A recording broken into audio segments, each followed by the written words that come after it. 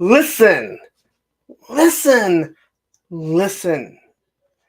It's Monday Night Toy Ramblings. I'm here with you guys for the next 3+ hours. I know we all hate Mondays. Everyone, very few people look forward to Monday, but hey, I'm here to brighten the end of every Monday for you guys. Let's hope it all goes well. Anyway, hope everyone had a wonderful, wonderful weekend. If you hear my son, it's because he's playing a game and he can't shut up or be quiet. Even though he tells me he's not loud, although he can't hear nothing because, well, he has a headset on. Let's close the door again.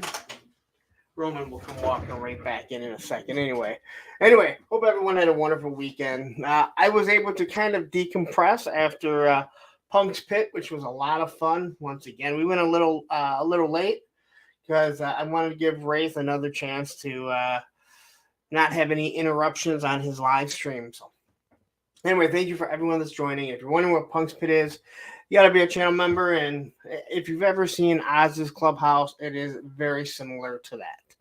Anyone is allowed to jump on in.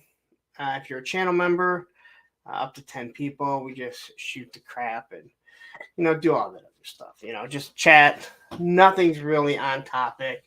I did talk about a project that my son and I are going to be working on. You see the door. Oh, you probably can't see the door.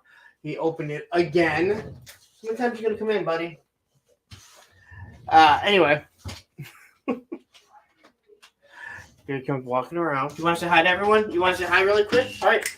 All right, there you go. Roman, early on. All right. I have to do a show, though. All right. I love you. All right. Go lay down. All right. There you guys go. Early look at Roman. So, all right. I'm trying to think of Kenzo. Oh, Kenzo, I got a question for you really quick. A couple weeks ago, you told us where you ordered those stickers from, and I've had it on my up on my screen this whole time, and I just closed it out before I started the show. So if you could send me a link to where you got those stickers, I would appreciate it. I knew I was going to. I shouldn't have just waited that long. So Kenzo, if you could send that over to me, that would be awesome. Anyway, let's talk about some of the things that I got in this week.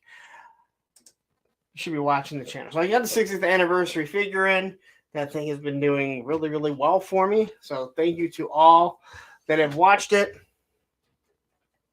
There he is. Got a couple of them in. A really nice figure. I know people want to compare it to Valaverse and say they're chasing Valaverse, but I'm sorry. That is just a military figure. I don't know why that is so hard and why people can't just walk away and not compare everything. But anyway, those are available. Again, we discussed it. They're $35 and they are starting to show up everywhere. And then I think most of you seen this beauty right here. And we'll talk about this in a little bit. We're going to talk a lot about this because it seems to cause a lot of issues. But the Vamp, which has done absolutely wonderful for me. So thank you to everyone that has watched it. After this, please go watch it again. It definitely will help out me tremendously in everything that we're doing. But this week, I should be getting some other stuff in. I did get this Joy Toy figure. So I think I'm going to review it just as another one to see.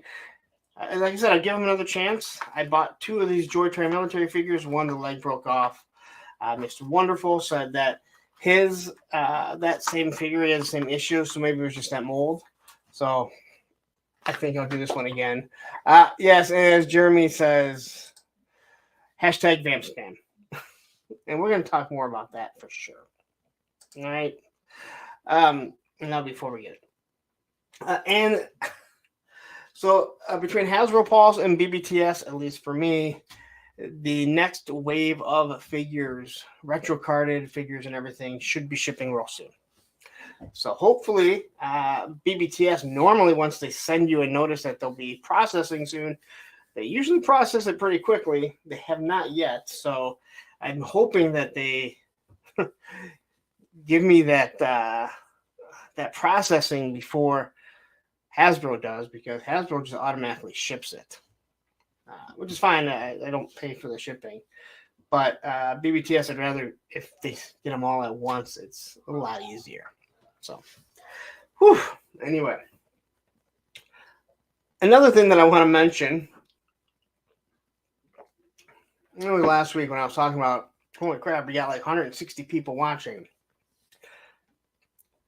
140, whatever it was, I forget. Somewhere along the lines, Twitter, X, whatever you want to call it, went through a big explosion. I don't know if they were bots watching, if there were actual people watching, but either way, I see it on my end. And if I highlight it, it tells me if people are watching it from Facebook, from YouTube. You guys only see the YouTube, and I think that's where the majority of it really matters for the most part. If you want to send super chats, super stickers, become a member, I think you have to go through there. Now, people are watching it, and that's awesome. That's why it's up on the X or whatever you want to call it. So, but if you were wondering why I was saying there were so many people watching and you didn't see it, that's the reason why. And I didn't realize it till later, and that's kind of why I stopped talking about it. But yeah, it was showing me that there was an immense amount of people watching. It also happened on Thursday too, so I'm assuming it will probably happen again today. We will find out. But we have started, so let's say hi to the chat really quick. Really early, like yesterday, Mr. Wonderful had dropped in. We got Wraith Maze here, Derek Holloman, J Astro 319. How many McFarlane Batmans will there be tonight? One. Down South 77. These are all wonderful channel members. If you want to become a channel member, please hit that link. It's 99 cents just for the basic one. And hey, we have a lot of fun on Punk's Pit. So we got Marv's Hobbies here. I don't know why I was about to say Hobbles. We got Carol, who is in before her brother. We got Woody Triple T is here. We got Machine Man is in the house. We got one moderator, Action Figs. Listen. We're all listening. You should try it sometimes. Hey, I do sometimes. We have Kenzo's Creations is in the house here. Backwoods 78. We got FC Viper. Do not call him Feces Viper. That is just rude. And only an imbecile would think that it was Feces Viper. We have the first moderator, Matthew Matson. What these guys say goes, but we don't have a lot of issues. We do pretty well, to be honest. We have 80s Toy Boy in the house. Listen, I understand your name, 80s Toy Boy, but it also looks a little dirty in a certain way, so I'm just gonna let you know. 78, that's what you get, because I'm not gonna try and say that name. I think I've tried it too many times. We have Jeremy Kimberlin, who I already said hi to. Eric Thurman is in the house. We have Greg, who 3D prints all kinds of stuff for me. I love that he's able to watch recently. I know for a while he was working all the time. We got David R. And we have FC Viper that's laughing. I said it again. FC Viper. I didn't do it on purpose that time. Johnny Reno is here. Ted Darklaw. Oh, we got to talk about you, and you're going to, well, you already know in a way. All right, and that seems to be, Darth Berkey is here. All right. So let me tell you right now. As of right now, it says on the X, there are 16 people watching. Again, I don't know where that's coming from. Like if they're actual real people. I hope they are, because it means the channel is growing. But if you are watching on the X and you're a real person, hop on YouTube. It's where we can actually see you communicate and chat with us. And Todd C has jumped in, except for that's Johnny Reno. Todd C is right here.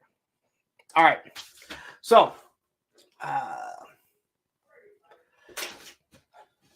I gotta see what I got up with.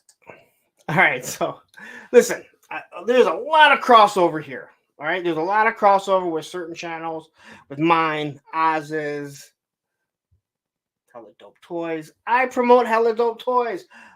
Ted is working on, I think he said up to 3 new commercials. So there'll be 4 commercials that I can play. So you're not always watching the same one. But a lot of people watch Hella Dope Toys. They do a wonderful job. And if you're not, you should be watching them every Sunday night. But if you watched it last night, you know Ted had a little he had little shortcomings, I guess you could say, with his dolly that he bought for his Columbus show. Now, I'm not one to brag. I don't know how Hella Dope treats their employees, considering the employees are the owners, but my company provides this wonderful, large dolly. Now, you can see these 2 big boxes, and one is a really big box. There's actually another smaller dolly on top that I use. But I wanted to let everyone know, like, Ted, this is what you need. And I know I'm a short guy, but there are bigger guys at my work that use this. So, and on this picture, you get a better look at it. Like, you can see how much this actually holds. But yes, Ted, you need to ask your company to treat you a little bit better and buy you a bigger card. Ted says we spent all our money on beer. I'm sorry if you're not in on the joke. If you were watching Hella Dope Toys, you know what we're talking about. It was hilarious. I thought for sure, Ted, honestly, I thought for sure that you did not extend it out. I actually thought that one that's on top, the dolly, I thought that's what you had gotten. And there are people that don't realize there's a button underneath that extends it, right? And I, when you pulled that thing out to show everyone how bad it was, I was dying. I was absolutely dying. Brick something. I responded to your email or to your message that you sent me, and you did not respond back. So if you're thinking that I didn't respond to you, I did. Hit me back. I will get back with you tomorrow. It won't be. It won't be today. 3 boxes high, like Smurfs 3 apples high. Listen, I knew the jokes were going to come, but again, my cart is for a human, for an actual life-size human. But again, listen, if you are watching Hella Dope Toys, you know what's going on, and hey, this is what's going to happen when you're not watching all the different shows. Sometimes it's going to be crossover that you don't hear. And there's nothing wrong with that. Just know that it was an absolute hilarious segment that was not meant to be, that they didn't plan. Yes, I do like Ted. Yours is half the size, but it was blue. You're absolutely correct. Maybe that's why it was small. That they refused to let anything blue be full size in that state of yours.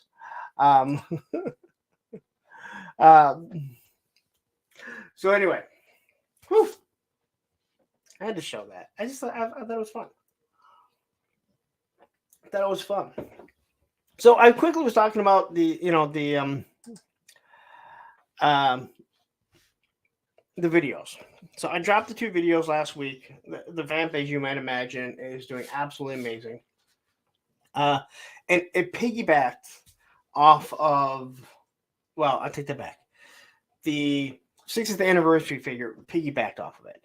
And my vamp, when I looked at the analytics, it piggybacks off of my nemesis, Bees Battleground. I was actually talking to him. I sent him a message. I said, hey, you know what? Keep up the good work, because I was looking at my analytics, and when almost any one of my videos does good, does well, it's piggybacking off yours. So the better you do, the better I do. And hey, that's better for everyone, right? And we have Blackbeard Collectibles who just jumped in. Ayo, I'm late. What it do? Hey, you haven't missed anything yet other than a dolly. But the one thing that did happen, and this doesn't happen a lot to me, but this is going to show you. And um, we talked about analytics and everything with ToyTuber. So the if I do GI Joe, it normally does pretty well. If I do military stuff, if I do a Valaverse figure, it normally does pretty well. When I do other things, I never know. It's usually going to just peter out. So I did the Assassin's Creed, and listen, it does like 100 and some the first day, and then it just peters out. But for some odd reason, let me show you the analytics that I looked up today. I've been watching this thing. So this is sometimes what happens.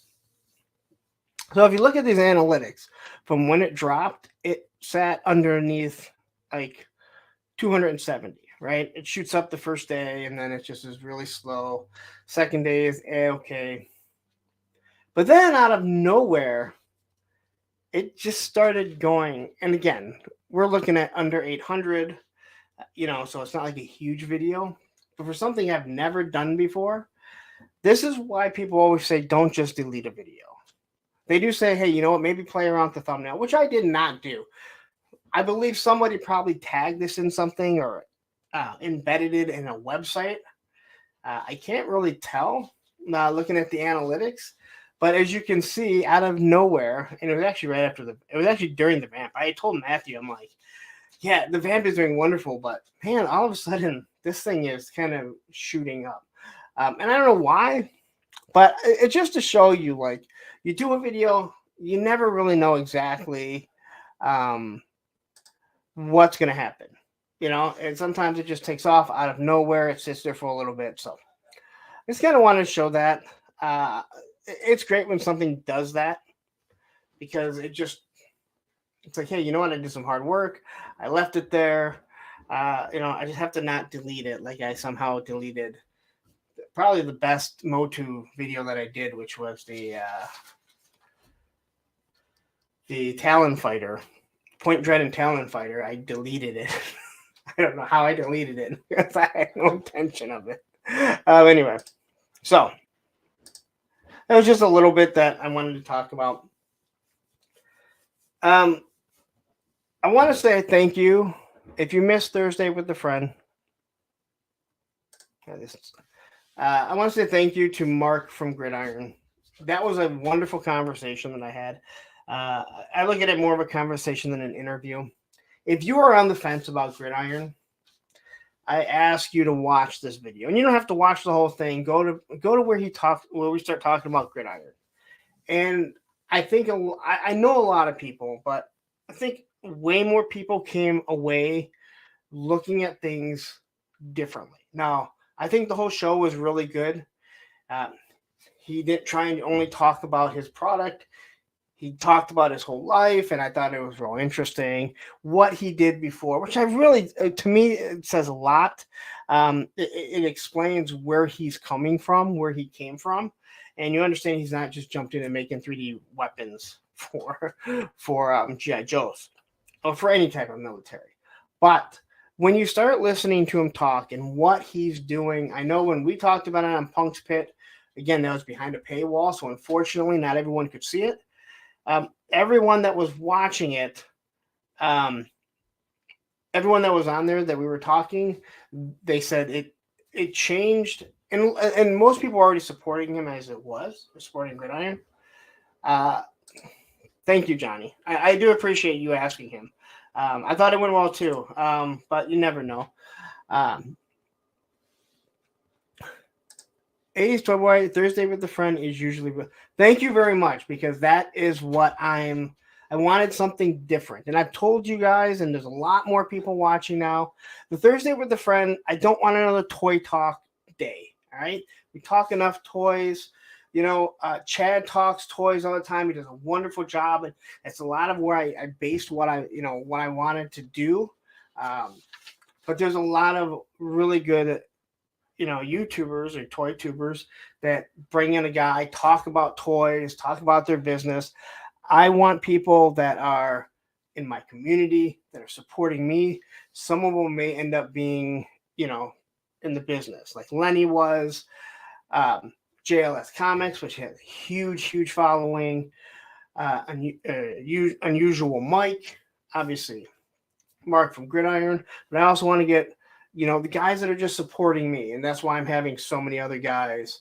Come on, Payne will be on in 2 weeks, but back to what I was saying is I think people really got a better idea of what he's doing when he talks about, he's constantly trying to perfect the weapons the best they can. They're constantly changing stuff, working their best. So if you're on the fence about Gridiron, you're like, hey, you know what? They're expensive, and they are. They are. I'm not going to hide that. I'm not going to sit there and say that they're not expensive. All right? They are. But you do pay for good product, right? And when you listen to a guy that talks about all the stuff they're doing, that the hand painted, the fact that it seems like not too many people, at least here, would contact him if something broke. And he said, hey, we'll take care of it.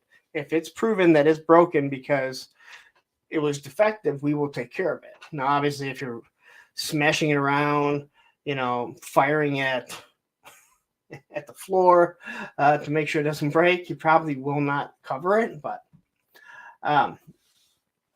Johnny, when you get a computer, or I don't know, even a phone with a camera on it, yeah, we'll work you in. Listen, there's a bunch of people that I still want to get on. And a lot of people don't want to come on camera, but there are other people. Like, I haven't asked Kenzo yet, and I know Kenzo has no problem getting in front of the camera. So anyway, go watch it, enjoy it, and again, I think it'll make you change if you're on the fence, and how even if you didn't, just to get to know Mark, and just to know what I'm trying to do with that show. And I think people are finally getting it, because I don't have people no longer jumping in asking me toy questions. I think we've kind of conditioned them like it's not what this is. All right, that's what Monday is for. All right. Wraith Mace with the super chat. Hit that like button, folks. We are the hammer. Hey, with the super chat, you can almost say you're anything here. But thank you very much, Wraith. You are seriously, you've been a wonderful addition to this community, to my community, and whoever else you are supporting. So, all right. I'll show the pictures later. So I asked Lenny. Now I want people to understand. If I say, hey, I talked to Lenny, I'm not. It's not me like trying to brag. As Dalton will say, be nice. If you're nice and you ask Lenny a question and you're not a douchebag towards him or Emily or Tony or anyone there, hey, he'll answer you and not have a problem with it. All right. Yeah. We'll talk about it. Okay. So I just reached out to him, and maybe because we have a back and forth, he responds pretty quickly. I know he's not always on, especially on the weekend. So I did ask him about how the ammo boxes go on, because people were asking. All right. And to be honest, nothing is pinned properly. They don't seem to stay all that well. It'd be nice if they were just notched. They could have done something a little bit better, in my personal opinion. And then I asked about what was the gun on the original and what it is now, and it's not, that it's this environment sensor. So I made the pictures. I spelled environment wrong. Again, I went back and forth looking at it 100 times and didn't realize, but I'm an idiot. Graph shows up. Woo, made it. Only show on YouTube where I can be late and still get 3 plus hours of content. You are absolutely correct. But so I made these just to let people know. All right. Now I did put my, I don't know what I'm doing, my logo on there. Just because if some douchebag does want to steal it, you know what? It's going to be hard to get rid of that, right? Um, and a few people in a Discord that I'm in, I think they were being serious. They're like, "Well, if this is straight from him, why does it have your watermark on it?" And I'm like, "All right." I asked him. It's my picture, and I put my logo on it, but it's from Lenny. All right. It's not his picture. I don't put my logo on other people's pictures. All right. That's such a douchebag move, man. I mean, seriously. Um, Such a douchebag. So anyway, I did that, and then the environment sensor and the ammo cans, the ammo boxes. Man, I shouldn't think that it was gonna cause the shitstorm that it did. Now, don't get me wrong. I know people were talking about it before. There was one guy that was going, he's showing how Lenny said this, and he's literally he did the Spectre Creative. He time stamped when Lenny said it. Well, I don't know. Lenny said it's an environment center. They changed it. All right. And then when I said something like, "Who the fuck cares?" Like, just it's your fucking toy. No one is showing up to take it from you. Not Pinkerton. Nothing. They're not coming to take your fucking toy from your little house. All right. And he got all kind of pissy with me. He was like, "I don't even follow the channel, so I don't know that." Like, dude, don't tell me you didn't see the fucking picture because it went around, and you posted your picture an hour after I had posted it on the same site. And it's just like, dude, come on. Like, if you want it to be a gun, if you want the front of it to be a gun, so be it. If you want to put the ammo boxes in a different spot, I don't care. All right? Lenny doesn't give a shit. All right? No one at Hasbro cares that you bought it. It's yours. You do whatever the fuck you want with it. But I just did it so people were asking, how does it go? That was it. To help people out. I don't gatekeep like a lot of other people will gatekeep, which is going to be a topic real soon, maybe even next week, about the gatekeepers in this fucking community. Man, I'm already off on a fucking rant. We haven't even got to the show. There's a good chance we're not going to get to the topic, and I mean that because a lot of stuff came out. This kind of infuriated me because I just didn't understand why. And people were asking me questions, and I didn't have a problem, getting the questions, getting the answers from Lenny. Because again, not everyone is going to reach out to him, and again, if you're not friends with him he's not following me on Instagram, he can't read your stuff always. So, anyway, and Backwood says, "What kind of cards are?" I think he meant cars. We weren't really going to talk cars as much as comparing cars to toys, and we might still get into it. I don't know. It's funny that you have to explain that to people. Oh my god, dude. Well, listen. I have complained enough about this GI Joe community. I hate it. I hate the fact that I have to do that because the majority of people are smart, but man, when they get together, there's such a group of dumb fucks in that community, and I'm sure it's like that with all of them. And Graf says, "Pinkerton should raid my place tonight. Good time for it. Having tacos and beer and have plenty." And Zoran has shown up. We got Kimberlyn. Larry is in Viper Island. Hell no, I'm not. I'm willing to actually go live. And, I don't delete stuff. Or else I would have deleted when I spelt environment wrong. Okay? Believe me. Darth Berkey says, "You should come to a Star Wars community." Yeah, I know Motu can be pretty toxic and everything. Listen, I know it gets like that. I really do. All right. But I'm going to show the pictures later on, and I'm just going to explain because there should be more people showing up. There's a lot to talk about when we get to G.I. Joe.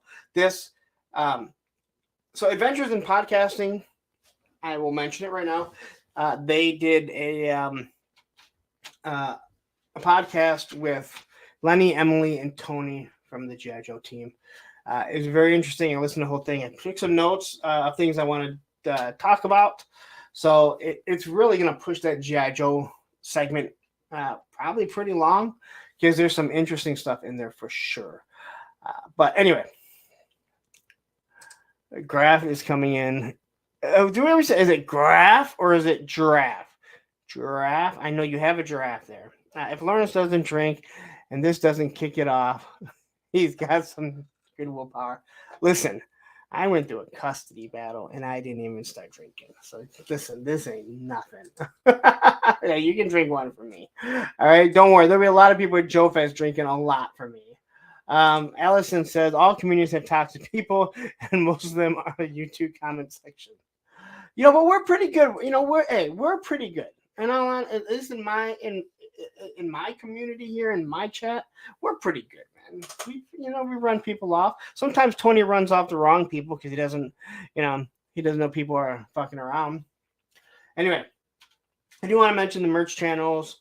I got merch, not a merch channel. Merch, if you are interested, I'm trying to pick up shirts from either companies that I enjoy or YouTubers that I enjoy to show them on my videos.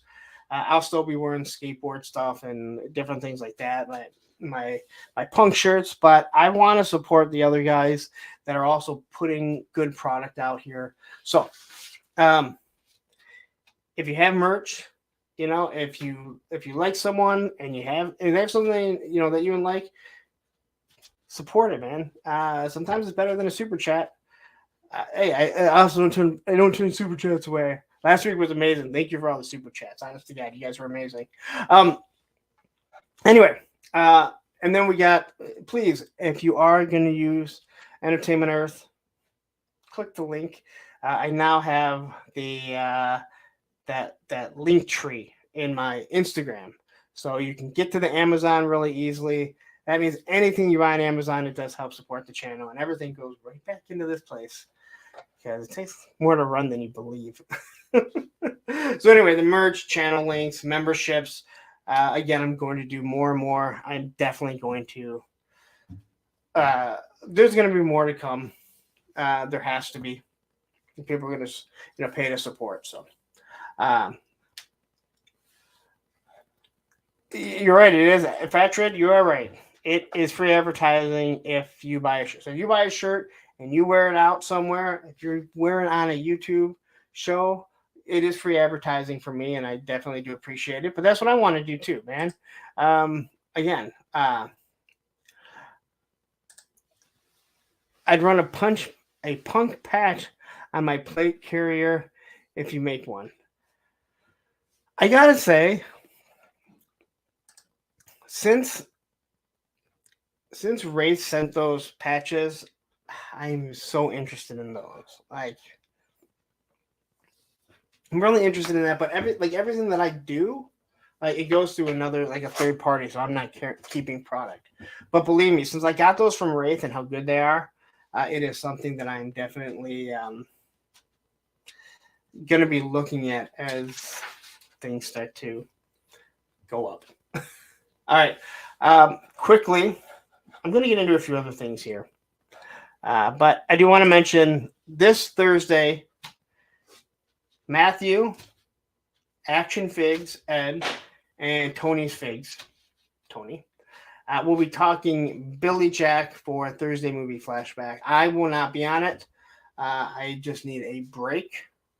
So I'll probably be sitting there watching it, to be honest, and I'll probably be on, before they go live.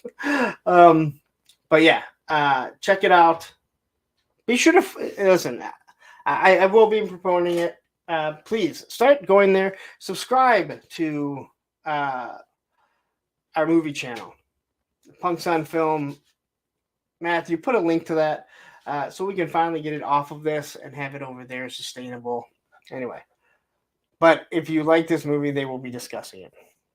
All right. All right. So this next thing that I'm going to discuss, it really, really pisses me off. I don't like this guy at all.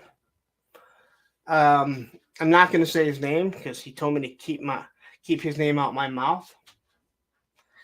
You know who he is. he tends to make a fool of himself at any chance that he gets. Even his own followers were telling him. So this guy, you guys can figure out who it is. If not, someone will tell you. Yes, hashtag vamp spam. He basically told everyone not to make a vamp video. Okay? Told everyone not to make a vamp video. Don't spam his YouTube, his timeline. He has every right to say what he wants in his videos, right? You're more than welcome to. And in the process, Baldilocks basically called him out for it. And then a few other people jumped in there, right? And those other people are Bees Battleground and Jeremy Kimberlin. And pretty much they said, listen, dude, like, who are you to tell us this and that? And unfortunately, he decided to go to the race card. He literally told Jeremy Kimberlin, he said something about his hood. And then he said, what I see is 3 white guys ganging up on a black guy. And he has deleted the comments, I do believe. But unfortunately for him, there are these things called screenshots that almost anyone can fucking do. Anyone but Johnny Reno, because he doesn't have a phone that can screenshot shit. All right, so everyone else in this world can screenshot stuff. Johnny can't because he has a flip phone. Anyway, I don't care if you disagree with people. I don't give a shit if you tell people, I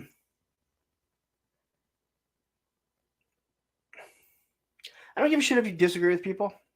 I don't give a shit if you want to go on there and tell people, hey, don't make this. I have a problem when you start calling people racist. Because that toothpaste doesn't go back in the tube. And when it is unwarranted, it is you using that as that is your cue. That anytime you don't like something, you can pull that card out. That is bullshit. The fact that I talk to these guys, I talk to one of them on a very regular basis. And never once has anything like that come up. This was specifically talking about a fucking toy.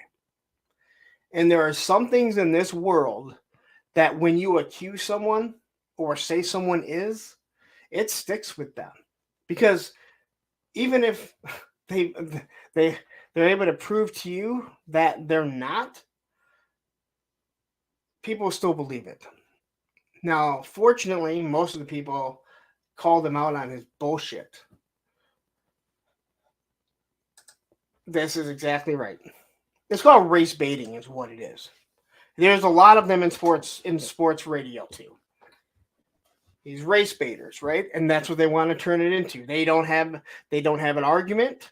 They can't defend what they're saying, and that's what they do. And I'm just saying, do not start calling someone that. I don't care who they are. If you don't know that they are. It is such bullshit. It is such bullshit.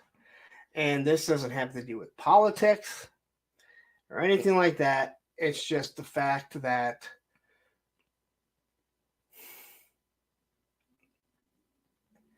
it's just awful.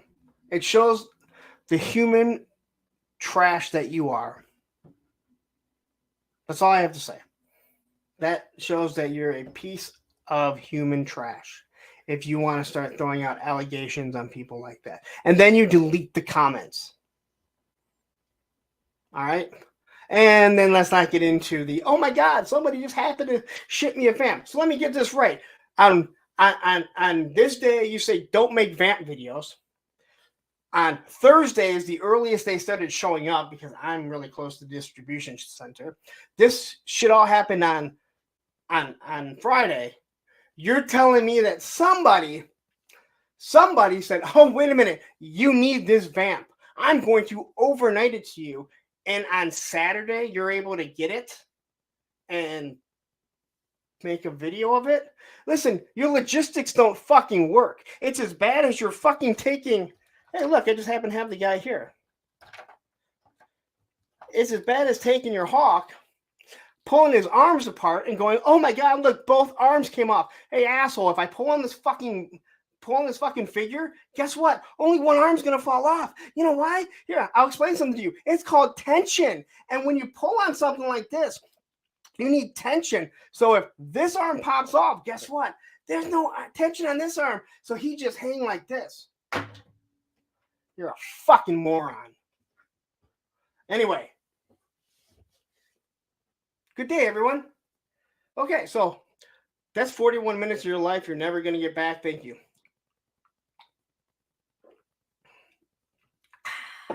All right, so let's get into the toy talk. Don't do it, dog. Good Lord, grab a falcon.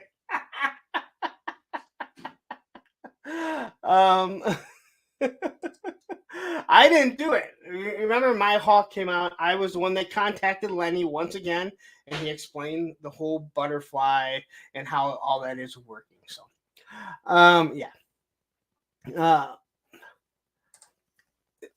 He says, now, racism is very real, just everything isn't racist. I agree. Some people will use that to win an argument, which is crazy to think about. Listen, if anyone thinks that I'm saying racism is not alive and well, I'm not. I know it is. All right? And I don't think that's what you're saying. But this, and many people saw it, and I'm sure Jeremy still has the screenshots. I'm sure Bobby P has the screenshots, and I know for a fact Baldy fucking has the screenshots. But it is just, the internet is ink. So if you do say something that is racist, it's in ink and people are going to screenshot it. Just like if you try and call someone out, people have it. We all saw it, right? So, all right, that's enough. But listen, I have to defend it because it was bullshit. It was absolute bullshit. Especially when you know these guys. They've never once said anything like that. And the other thing that was brought up is that I believe it was Matthew that said that he thought Jeremy was probably the Jeremy that didn't like the fact that Hasbro gave you a Televiper with a black face. Which, if it is, once again, proves that he's that dumb too that he couldn't figure out. So there's that. All right. So let's get to the fun really quick. I got to read something because my ex just sent me something. So I'll look at this really quickly here. All right, this is very long.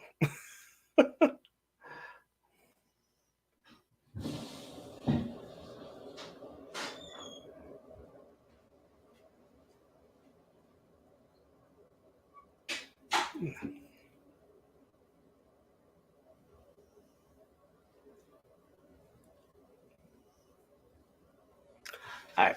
It was about my son, so I just had to read it really quick. So,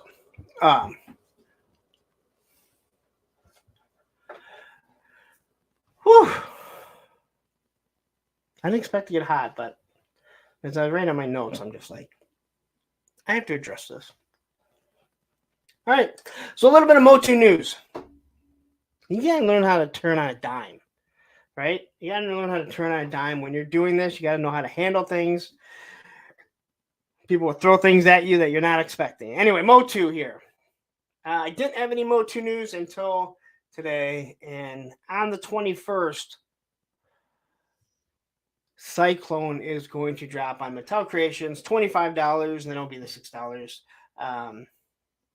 shipping and handling.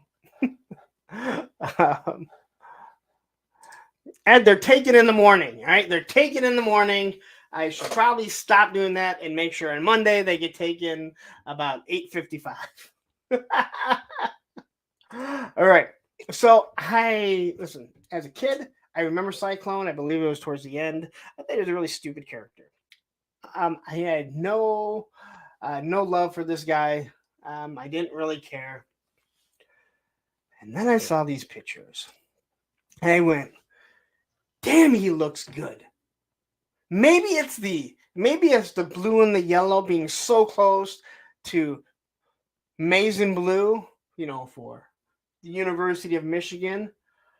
But this guy, like, he looks damn good. Those colors just pop. Uh, and I have until the 21st to decide if I'm going to jump in and try and get him. And man, it's like they're just fucking. They're like pulling me back. Like I'm like, all right, you know what? I think I might start getting rid of some of my, you start getting rid of some of my Motu stuff. And then I see this, and I'm like, oh damn, man, like this is a damn good looking figure. No matter how you look at it. Where was it? Backwood says, yeah, not a Motu guy, but that looks nice. There's just something about it. And it's not maize and blue. I know it is blue and yellow. Maybe it's because it reminds me of the X-Men, ones. But yeah. A says, an awesome figure. I expect it will sell. Yeah, the majority of these, the Origins figures do sell out. It's the Masterverse ones that don't. But man, he looks really good, and they gave him like 2 tornadoes. So you have this here. Now I don't know his backstory. I don't know what his backstory is, and I don't know what this is. It reminds me of the one of the space games that we used to play as kids, where you were the spaceship. Can't remember what it is, but this thing is. I mean, it looks really cool. His hula hoop, and you'll know what I mean by hula hoop in it. So I don't know what he does. I mean, obviously he creates the cyclone. This is a very nice update to the vintage look with a little 2000 with 200x to spice him up. His backstory is crazy.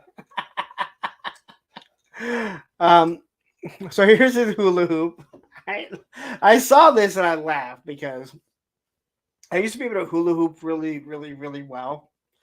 And the past few years, I tried hula hooping, and you realize when you start to put on a little bit of weight, and all my weight in my belly is, well, that's where it comes from.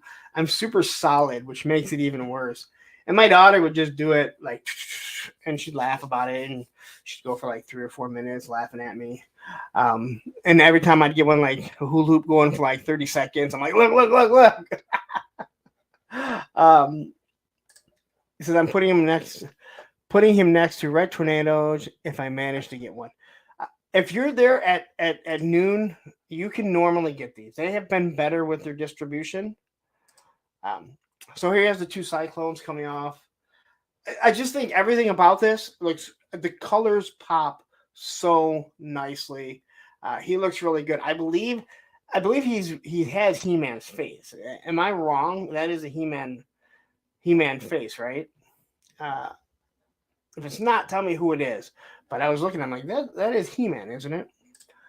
Brick says, I like the update to the, I'm not going to pronounce that word, on his chest. That man is playing Galaga. That's it. Thought we wouldn't notice, but we did.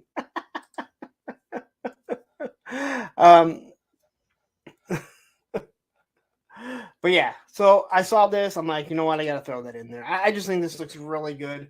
Again, it goes up on Mattel Creations on the 21st. It is $25 with, I think there's $6 shipping. I think it's like $6 flat. So if you want to be one of those people and grab 3 of them and turn around and sell the other 2 and you make your money back, you're still going to pay $6 shipping.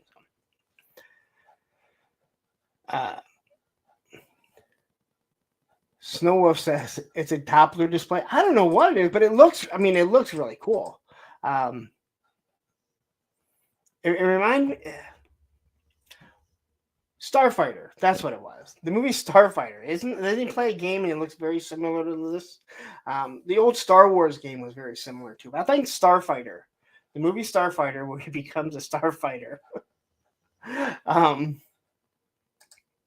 Which, now that I think about it, the movie Starfighter, isn't that the same premise of that movie where they the guy becomes an F1 racer because he played Gran Turismo? Gran Turismo. It's actually the name of the movie, I believe, right? It's pretty much the same concept, except in real life. Brick says it's close to He-Man. OG Cyclone Fig was straight up He-Man reused, but this one has some adjustments to make it a unique character face. Okay, so I'm not crazy. Yeah, Kendall said I saw it about 30 minutes, but that gives you 30. I mean, they're giving you a good amount of time. There will be a good amount of time to get it. Fatrid says Motu Figs are like the creators made Prince Adam and then had multiple personalities and all the figures of those personalities. It actually kind of works out. It does kind of make sense there. It's the Care Bears there. Oh my god. Hey, you know what? Listen. I think you can still buy the Walmart stuff, the G.I. Joe stuff. Did the Walmart stuff sell out for the Motu? I didn't look because I was not interested in any of that stuff. All right, on to Uncle Todd. I love Uncle Todd. So we got this Doomsday that's coming out.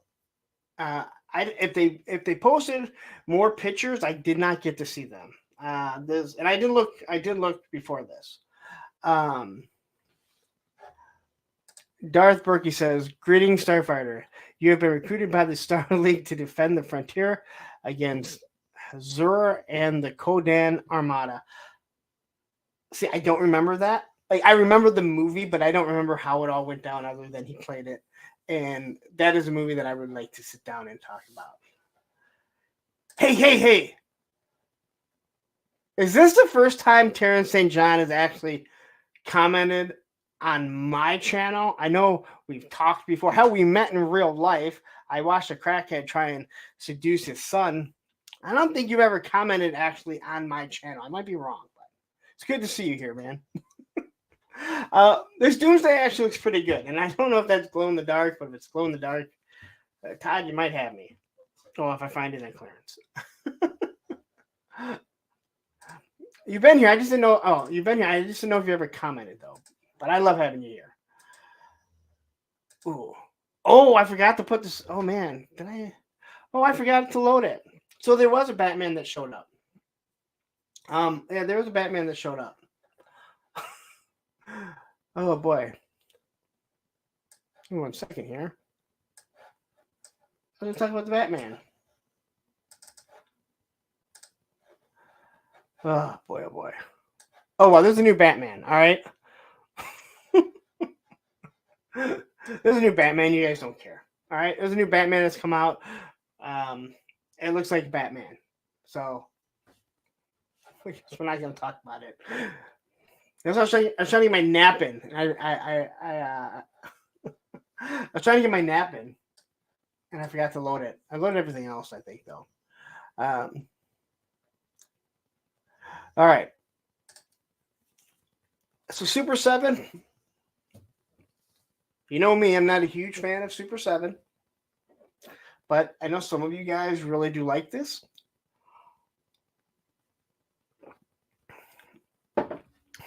Yes, Darth Berkey, yes. It is a repainted Arkham Batman.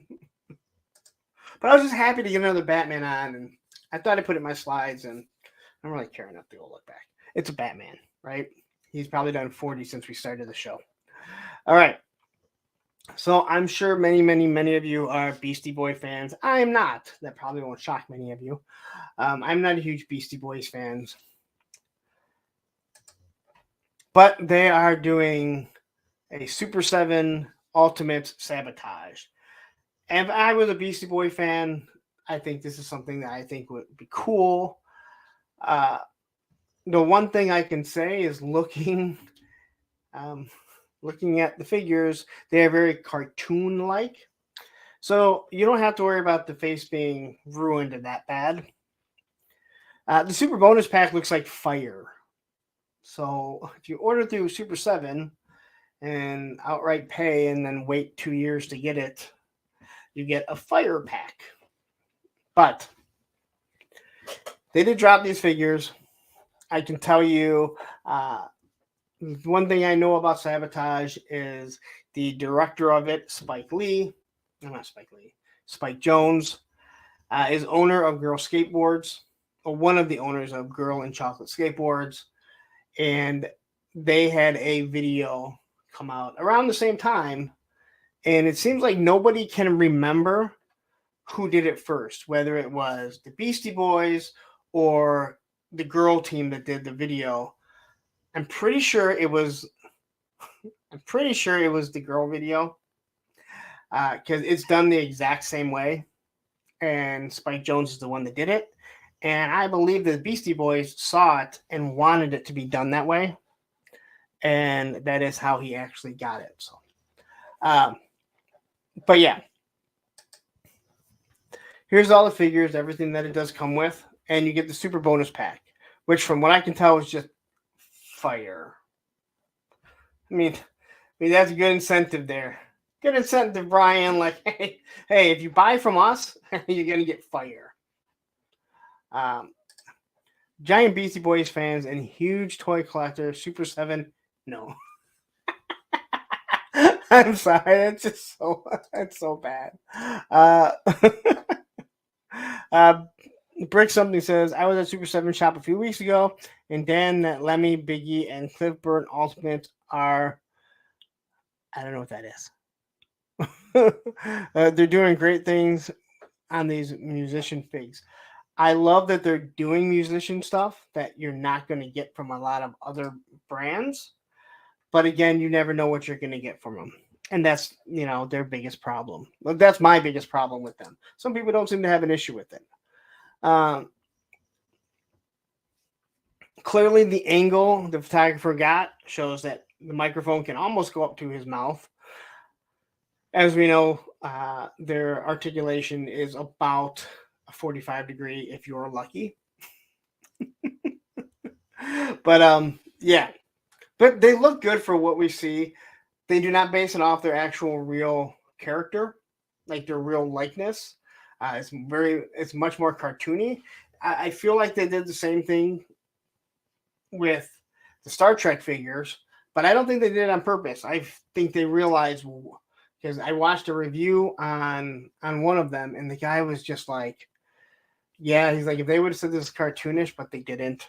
And they look more cartoonish than anything, and there's not a cartoon that is based off of. 17 Desmo Tunate. I'll probably buy some if they do the Grateful Dead. That would be interesting if they would do they do more rock stuff and rap stuff and punk stuff, but I mean, I don't know why you wouldn't. Again, I love that they're doing it, because you're not going to get this.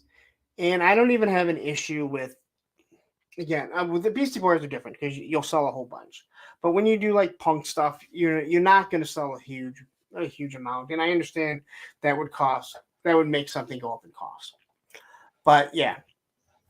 So anyway,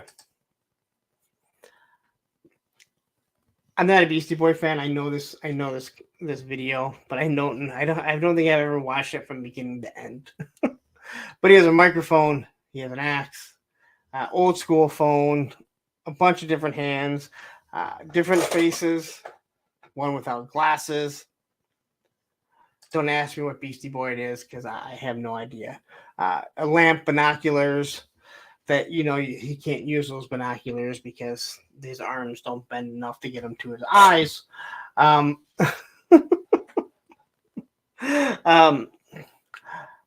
right, so Kenzo says only 8 likes. Go smack that like button. You have to refresh your YouTube.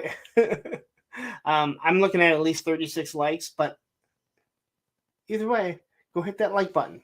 Thank you, Kenzo. All right. Here's the next one, and this is really where, in my opinion, you see that cartoonish face. You see that cartoonish look, where they're not even going to try and make him look realistic, and that's fine. They can't do it. They don't have the ability to do it. I don't know if it's their sculptors. They won't pay their sculptors. I don't know what it is. But if that's what they're going for, a cartoonish look, then that's awesome. As long as people know that's what they're going for. This way, people aren't duped into thinking that you're going to get a figure that looks like the Beastie Boys, their actual likeness. So, here he is, his handcuffs.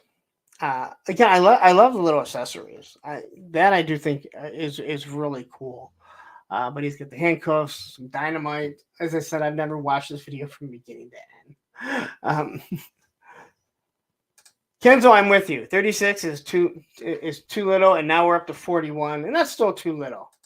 I mean, there are 71 people watching, and on the X, 60 people. So I'm looking at 131 people watching. I do not know how this X thing is working. All right, like I don't understand if it's just what Elon Musk. I know he's trying to do like a whole. Oh, he's going to be doing like a whole XTV or whatever it is. That's not the wrong X. But yeah. Can you guys hear that? I know the microphone picks up everything. But you hear Roman snoring?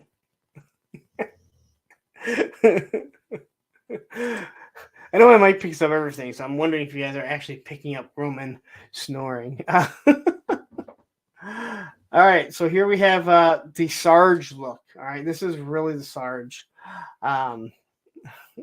FC Viper says, telling you it's Russian bots by Elmo Musk.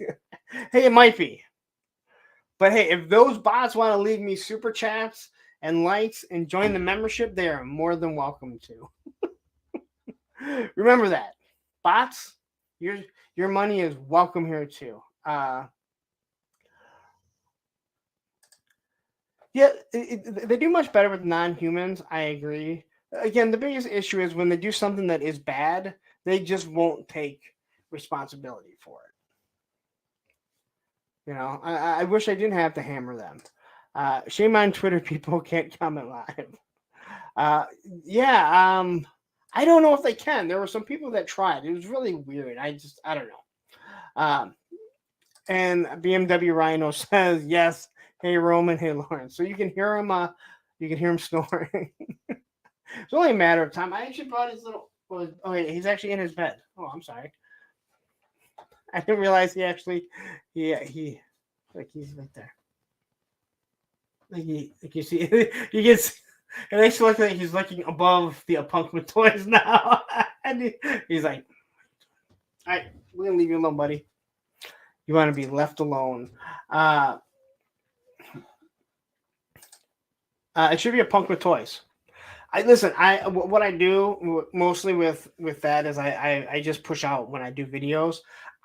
Listen, if you are watching on Twitter and you're like a real person, or you watch my Twitter, or you comment, I do not respond on Twitter. I don't understand Twitter. I swear, it's strange. I don't know, maybe because I look at it on mobile, but it should just be a punk with toys. Brick says, real talk, I think Super 7 human heads are better than most Mattel Masterverse humans. Okay, but they're not basing it off of someone, right? That's the difference. They're not basing it off of someone. Right.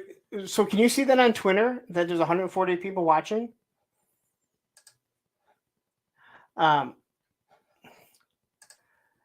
No, I'm only monetized on YouTube. So I've actually never looked into how that goes. I thought you could still I thought through StreamYard you could still send super chats, but I don't I've never really looked into it, but all of a sudden the numbers just started jumping. I think it was last week or the week before. So, but yeah. Old Snake says, real talk, I think Brian Flynn is a douchebag and he owes me a freaking staff for my Chitara. Old Snake, you're not going to get any argument out of me. I try not to make things personal, but when a guy basically tells, no, it's not basically, when he tells someone, hey, you know what?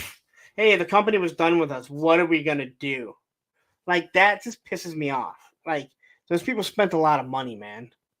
Those people spent a lot of fucking money, and you're telling them, yeah, there's actually more people watching on Twitter right now than on YouTube. I don't get it. Like, I don't know how it works. Like, but I guess it is showing. I should probably watch it one day and see. All right. Anyway, enough with the Twitter thing. So here's everything that you get with them. Packaging looks nice. You know, you spend a lot for it. Looks like you get the old school Zach Morris phone, donut, cup of coffee, a briefcase full of money, and then two of the heads are the exact fucking same. Do you get three heads or you just get two? Because if you get three heads, two of those heads are the fucking same.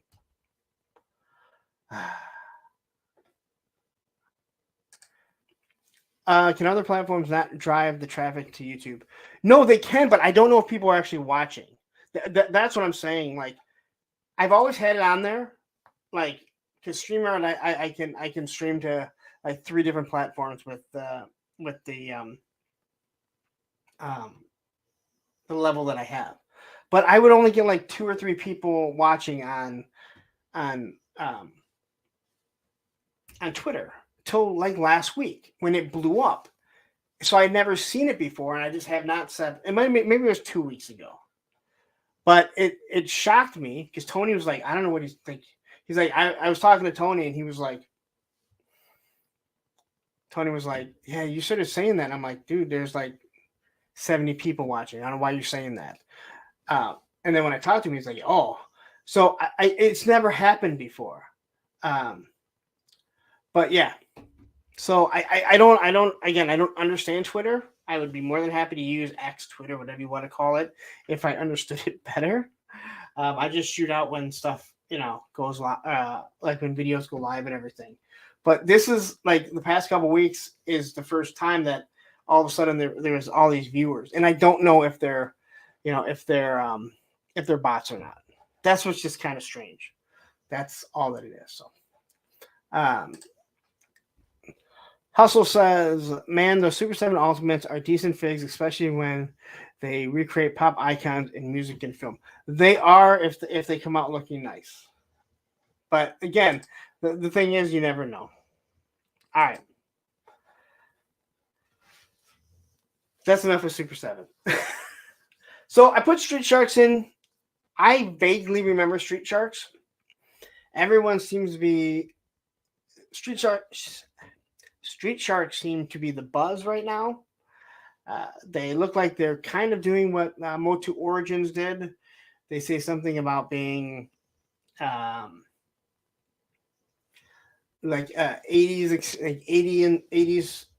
experience with 2000 articulation, something like that. I saw that on Robo Don't Know when he showed it. I did see that on that too. So that was a long ass time ago, man. And Lone Dragon has jumped in here, a punk ass with toys.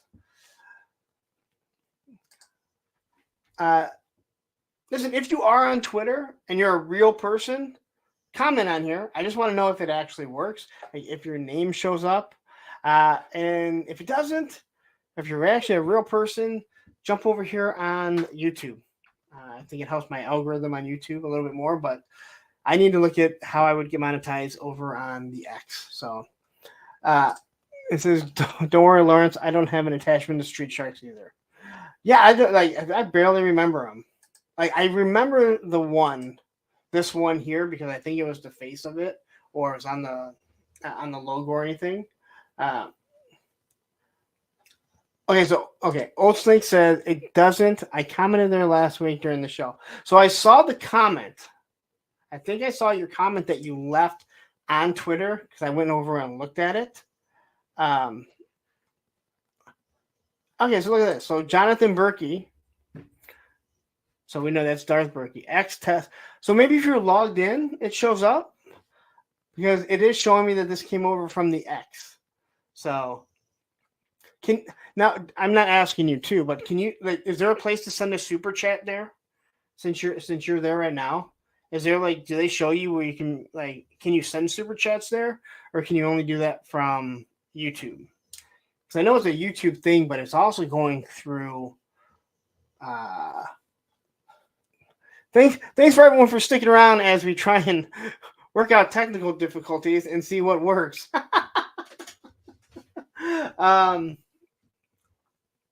But yeah.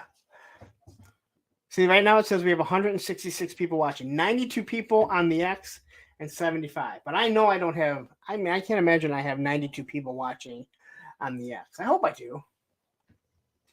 That'd be really cool. But now I got to figure out. I got to watch the X and figure all that out. Anyway, here's the Street Sharks.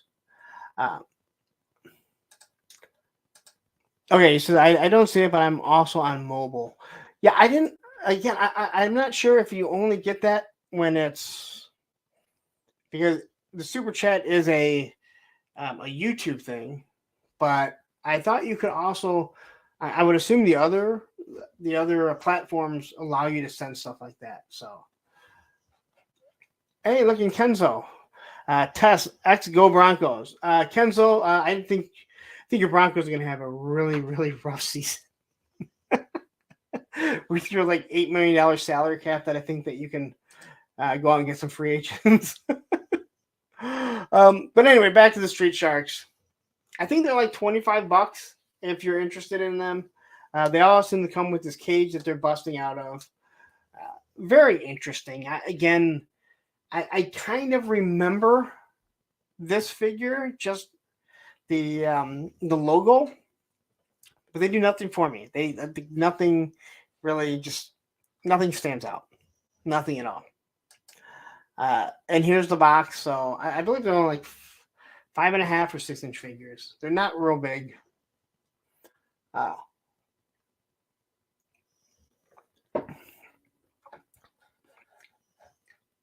And Darth, I do definitely appreciate it. And here, you can see. Oh, see. Okay. Let's see here. Yeah, you can see where they come from. So Graph is on the X right now. This is where the cool kids watch punk. So if you ever look down here at the bottom, you see the little X. And so here is Kenzo. You can see it has a YouTube. And if someone commented on Facebook, it would give you a little Facebook. But Facebook doesn't give you a name or anything. And look, here is Brick on. I have a feeling that my X subscribers are going to go up just from this now. 105 people watching on the X, 72 people on YouTube. It's really messing with my brain when I see it because most of them got to be bots, right? Down with the YouTubies. X is Twitter. He changed the name from Twitter to X. No, it makes no sense whatsoever. But it is finally starting to catch on. People are finally starting to call it the X. Again, really, really stupid. So here's the Hammerhead, which was my favorite shark of sharks. Not this character, because I don't know what this character is. So here you go. Little X or an X. I get X in my head. Toyomic Displays jumps in. What's up? How y'all doing? Doing good so far, man. It's it's been an interesting show so far. I can honestly say it's been a very, very interesting prick something. Elon, straight edge hardcore royalties. Well, then he's really going to go down in being one of the richest men in the world because you played in punk bands. You know those guys aren't making a lot of money. So it looks like they reused the cage. I think someone said the size that they were, and I missed it. But if it fixes a 6-inch figure, it's actually pretty cool. Something you could probably use for some of your Joe stuff, or maybe even some of your superhero stuff. Might make even more sense. You're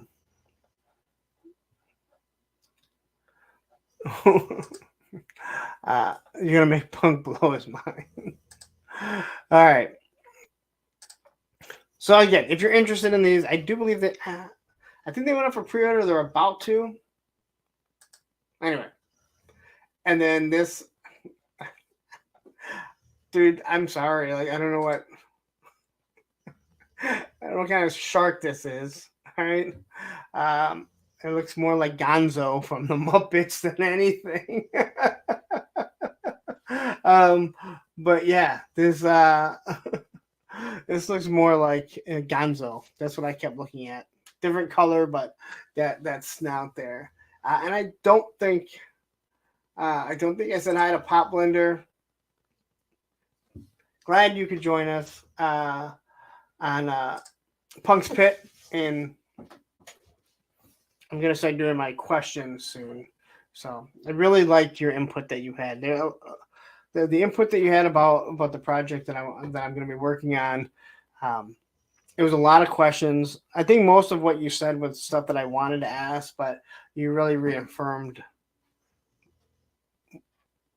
that those questions are what a lot of people are going to be they want to see. All right, so here's again. If you like these, they're there. Patrick said, a unicorn shark. Sit on. I don't think you want to sit on this, all right? But hey, what do I know? Liquid Identity says that looks ridiculous. Screw that. Oh boy. But there you go. Those are your street sharks if you are interested. All right, Mezco. So Mezco dropped some interesting 5 points of articulation. Goonies. Now, we did discuss Goonies on one of our Thursday movie flashbacks, so I had to throw it in here for Matthew because I know he really loves the movie, and a lot of people really love Goonies. Still not a huge fan of it. So,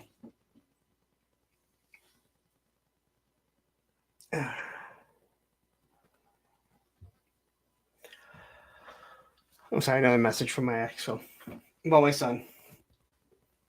This been your one-man show. Especially knows oh, he's live right now. I should send this stuff over. Anyway, here are the Goonies. Now, if they're like other 5 points of articulation, usually Mezco gives you multiple arms and legs. I'm not sure if they're doing this. But here we go with the oh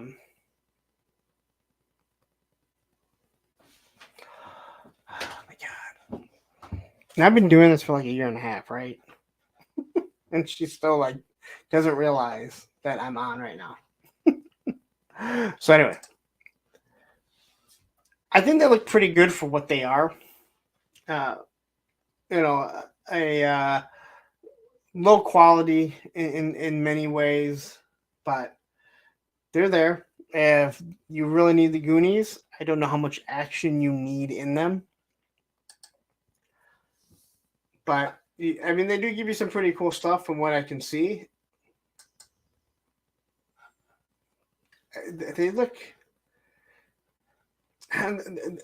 like they look like the poor Hallmark ornaments that you get.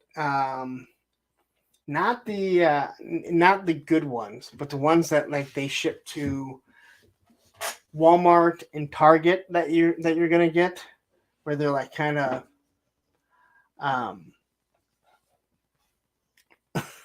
where they're just kind of really chintzy looking, but then they kind of look really good. So again, uh, Joe, who doesn't need a Corey Feldman action figure? Now, if you want to give me Corey Feldman, is Corey Feldman, is he the dead one? Or is he the singer? One of them, which one sings? Is it Feldman, Corey Feldman? He sings, right? And he has an awful band, and he still thinks that he should be able to sing Michael Jackson stuff, and it's awful as hell. I know. Terrence, you are absolutely right. I use singer very loosely when I was referring to him. All right, so Jay Astro, okay. Jay Astro, Feldman dead, Feldman not dead, Haim dead, same with Terrence. Okay, so Corey Feldman, he does that awful band. If you listen to the music, you will not be able to get out of your head because it is awful. But he still thinks it's like the 80s. He tries to imitate Michael Jackson. Yeah. Anyway. Yes, the stuff. You say super weird. I say awful. Tomato. It's all the same, right? But again, they look good. If you just are like, hey, you know what? I need my Goonies. Here you go.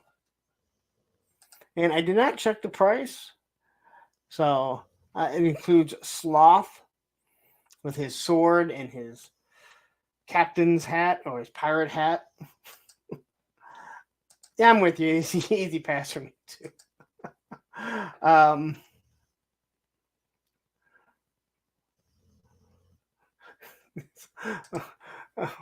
What he said, it's a mystery of modern science how this Corey is still alive.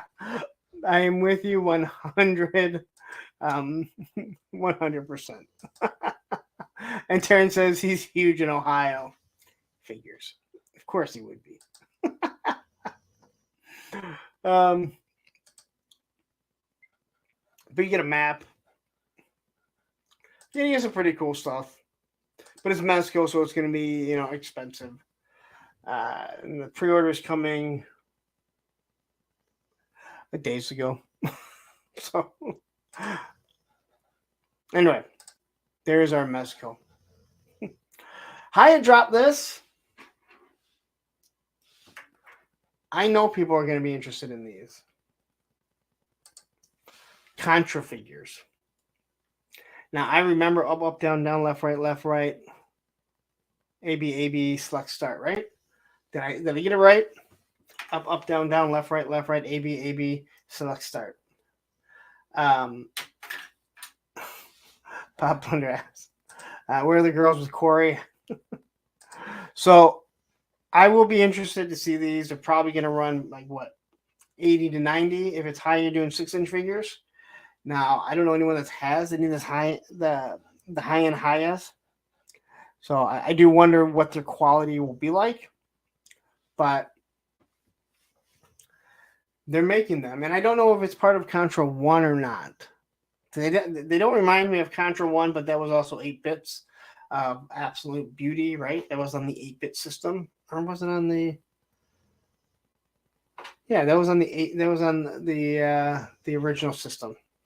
So, but then Super Contra, that makes sense. It was on Super Nintendo. A punk. When you have your first tour stop in Ohio, try for fall so we can see a Buckeye football game. Listen, I'm not going there. I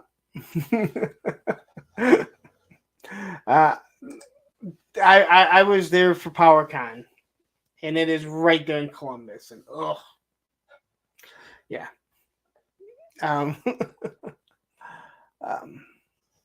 But anyway, here are the two different figures, and again, I don't know much about them, so I'm not going to sit there and try and ask. I remember the game. This was a lot of fun. The original Contra.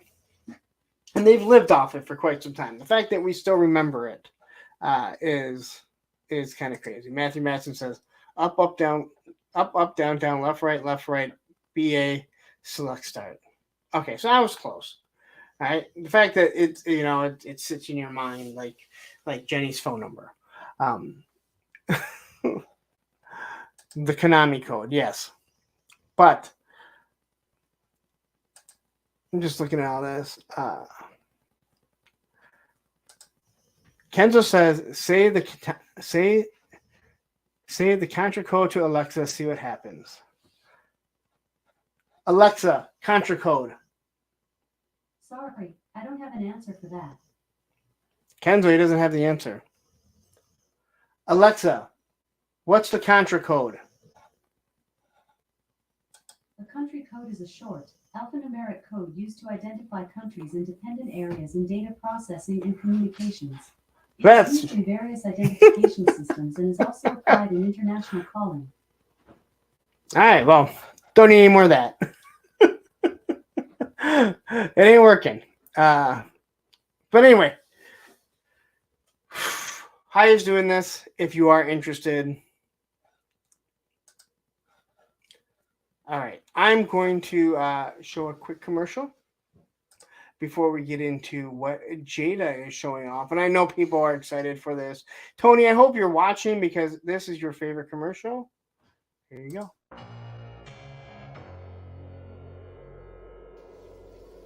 Oh, hey guys, what's going on? Mossman, what are you doing back here? Oh, you see, so Skeletor, he had to go to the grocery store. He had to go buy more barbecue Pringle chips. And so he's put me in charge here for a little bit. In charge of y'all.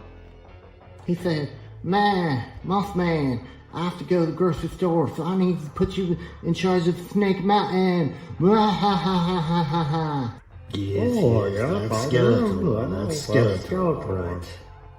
Skeletor said since I was in charge, I could use the credit card and maybe go online and buy some action figures for myself.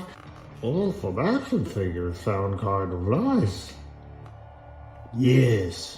Maybe we can go to Big Ben. Yeah, Beastman, we don't say that around here. We go to HelloDopeToys.com. They have the best prices in town, and they ship everything in one business day. One business day, Beastman. That means I buy it, and it comes to my house super fast, and they pack it all real nice. So when I go to do my YouTube reviews for my 5 subscribers, I'll be like, oh, look at this minty fresh packaged box that I got from HelloDopeToys.com.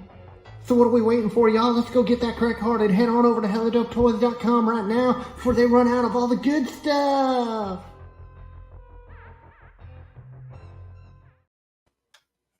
All right. I can't wait to get more of those.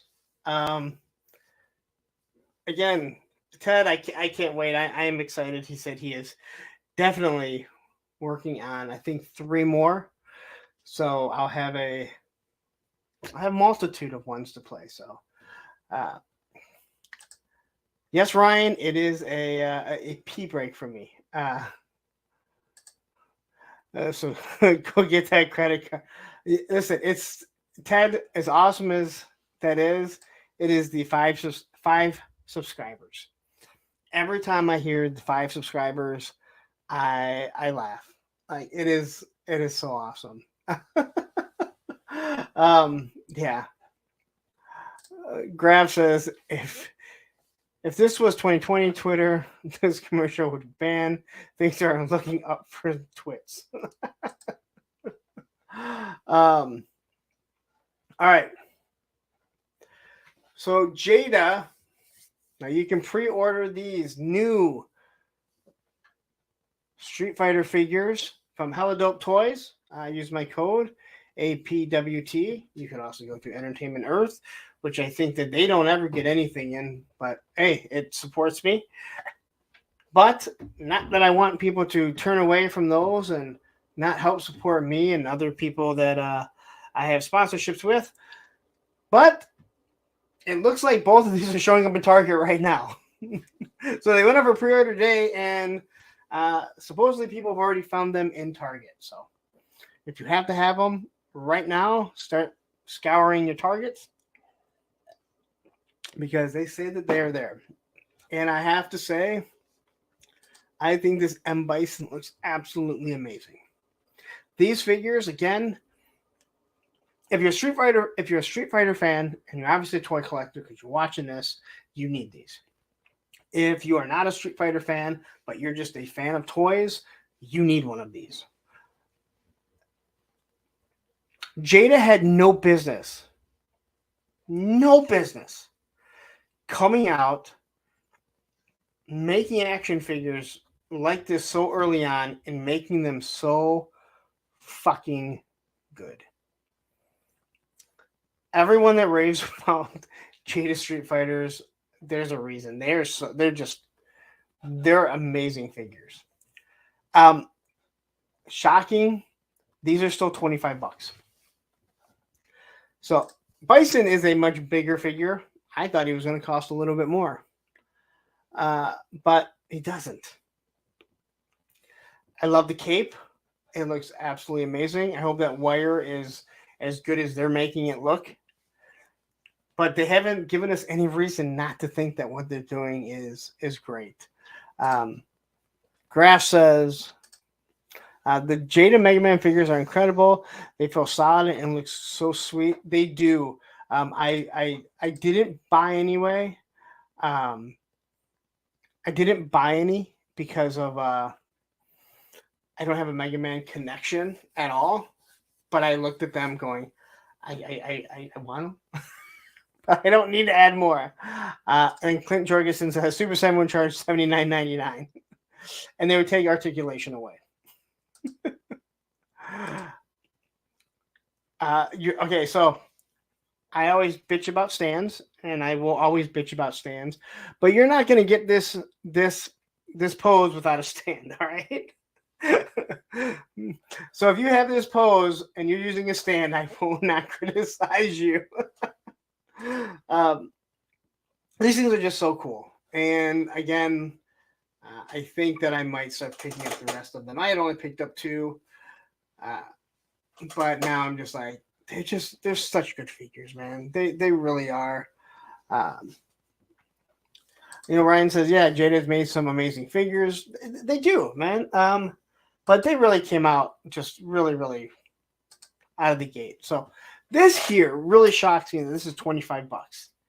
So I really had to wait to see what the solicitation showed, right? So yeah. So this is exactly it. When I kept seeing the figures before I saw the price, I felt E Honda would have to be a deluxe. Yeah, and he's $25. And these legs and arms are different. Ooh, I put them over something. That's why you see a picture in the back. That's what happens when you do slides. But yeah, so this leg here is separate. So he's able to wrap them around like this. What's really weird is they hide the joint on the long legs. So very interesting that they decided to hide the joint on that, but they don't do it on the regular legs. But they are hiding the joint. And then when you look at this one, you can see exactly how it is. And again, the joints don't look bad. But yeah. I was shocked that this thing was $25. I was like, this thing's going to be $30, $35. I was thinking actually $35. Oops. Brick says, yeah, I stopped after Chun-Li and Fei Long because they're smaller than my toys, but I think I need Dalsum now after watching Toy Miyago's review this morning. Oh, you know what? You don't have to buy AWOC. I don't know how you don't have G.I. Joe in that. How do you have like this beautiful thing? Look at that. Beautiful. AWOC's not going to fit in it, though. All right. But, yeah, I didn't go back and add the pictures. They show everything that they do come with. He comes with 2 extra arms and 2 extra legs. Like, still another body in there, right? Just throw another body in there. So you have two actual figures. I'm just shocked. I'm really shocked that. So, I didn't say you don't have. I didn't say you don't have to only have AWOC. I just said you don't have to only have AWOC. All right, you can have AWOC and other things. G.I. Joe. All right. So on to Gridiron, and unfortunately, for Gridiron, we're gonna have to go to the computer because I don't have pictures. And if you heard me talking to Mark, I specifically said, "Hey, you know what? Can I get pictures? Because it's super hard to do this." But he does it for a reason, and he has dropped a good amount of stuff. But we definitely got to talk about it, considering he showed off some of the stuff on my on the stream. So, Brick says I have Destro, Private Director Destro, Movie Baroness, and Jinx on the way.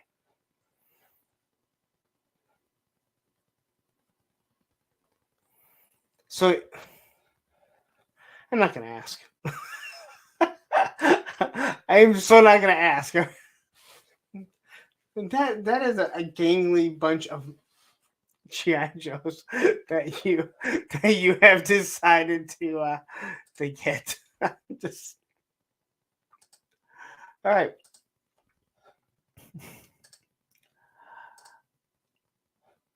So a little bit of Gridiron here, and I do want to talk more Gridiron as we go along. Again, I want to support them. I think Mark does a wonderful job. I already discussed the show that we did. So, but he dropped this 1911 thigh holster, which once again looks amazing. And I don't think the $12 price point is bad at all. Especially if you're going to be buying a couple things, then you can kind of piggyback it. Now, if you're going to spend, the $12 and then the $5 for shipping and handling, then yeah, you're sitting at $17.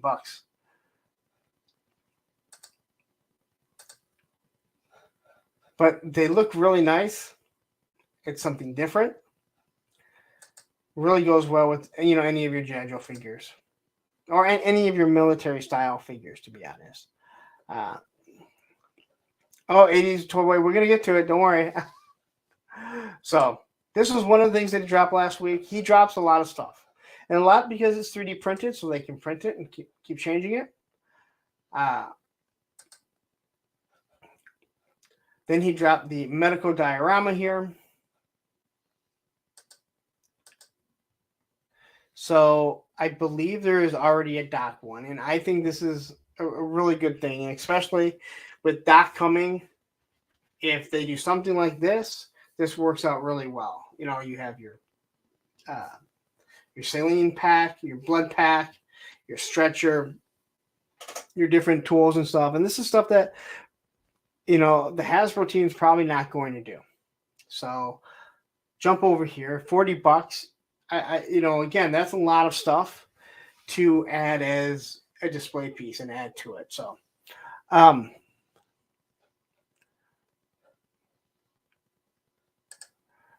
Matthew says PD Destro is racist according to Destro voice actor from Sunbow series. Okay.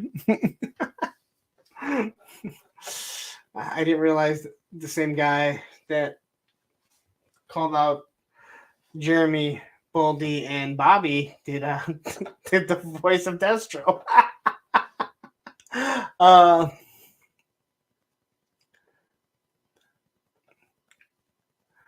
But anyway,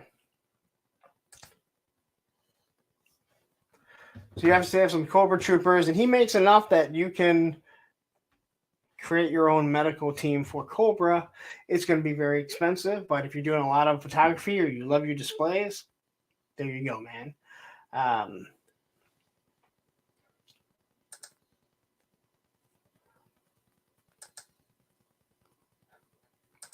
So that's just a little bit of what he has here. Because I want to have pictures, but it's too hard to screenshot everything. And then this, I mean, this is $40, but it is a nice looking loadout. So there's a collapsible stock on the AK, which if KJ is listening, we know KJ loves collapsible stocks. He said pretty much anything with a collapsible stock he's going to buy. He's all in on it. But I love how this overlay looks. It looks like it's something that's going to be real easy to put on. You know, you don't have to take apart the figure, although you still have to get everything off. You know, done this. So Gridiron has already done the non-Cobra medical. Yes, yeah. It should be the same price. But they did that before. So like I said, you can get that.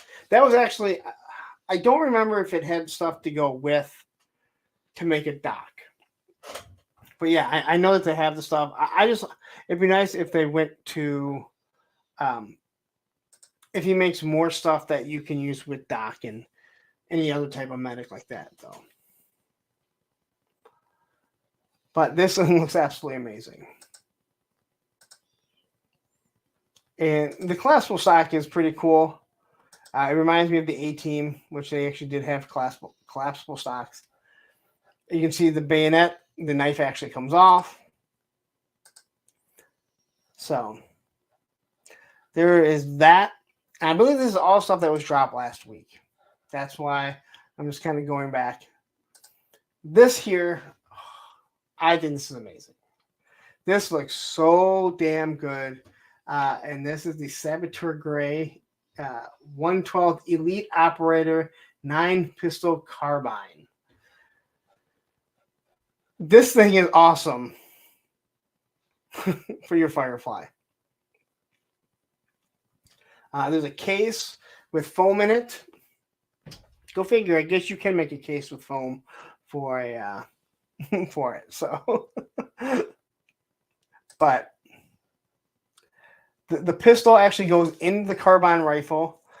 Johnny, you need to explain to us how this works, because Tony and I were trying to figure out how this would actually work, if it's real or not. So this is what you get with it.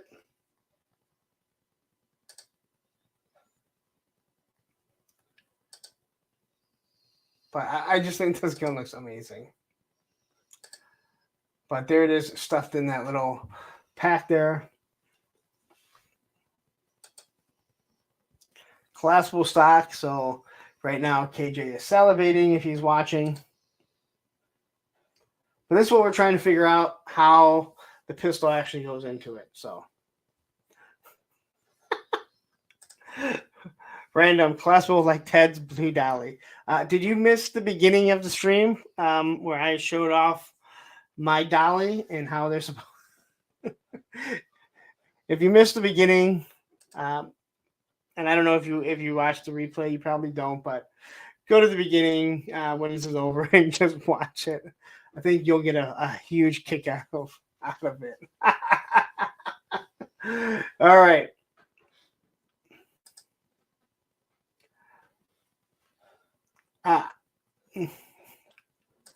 I think I saw that come up. There was something I did not put any more Joy Toy in. So, all right. So this is what Mark had shown on my stream. So if you missed it, he showcased it for the first time. This is the airborne loadout. This is Tony's airborne, because unfortunately Mark didn't have airborne yet. I kind of forget that people don't have airborne yet. I feel like I've had them forever, and this is because I ordered from the CMD store. But this is an amazing looking loadout. Now, this is the vest and everything that does come with airborne, so you don't really need to change anything there. He does give you the M16 or the M version. I'm not sure exactly. Maybe it's wrong. It's very real. It's based off real firearm stuff. I know, but we need to know how it works. So you're going to tell me later on.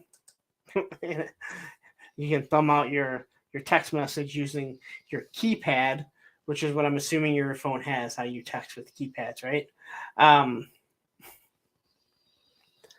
Whoa, whoa, whoa, whoa, whoa. I wear your shirt and you insult me? I take offense to that. I take offense to that. Anyway, this does look really nice. One of my biggest issues with adding a gridiron loadout, and actually it goes for anything, I don't have a problem changing out weapons on my figures, but I just have a problem if I don't have one complete. That I can't put. I have to have one that's almost complete. So if I had like a second one, it works great. But the fact that the bayonet comes off, which is amazing. The fact that you can get that type of detail, and that is what you can get with 3D printing for sure. Two different types of magazines. I love the two magazines that are taped together. I just think it's such a good, cool little look. And then you have your regular loadout. Your nods up here. I mean, he showed all this stuff. Well, I think he showed most of it off. But yeah. But we don't see the pocket knife. So there's a small little pocket knife. If you weren't watching the show, there's a small little pocket knife that I don't see here.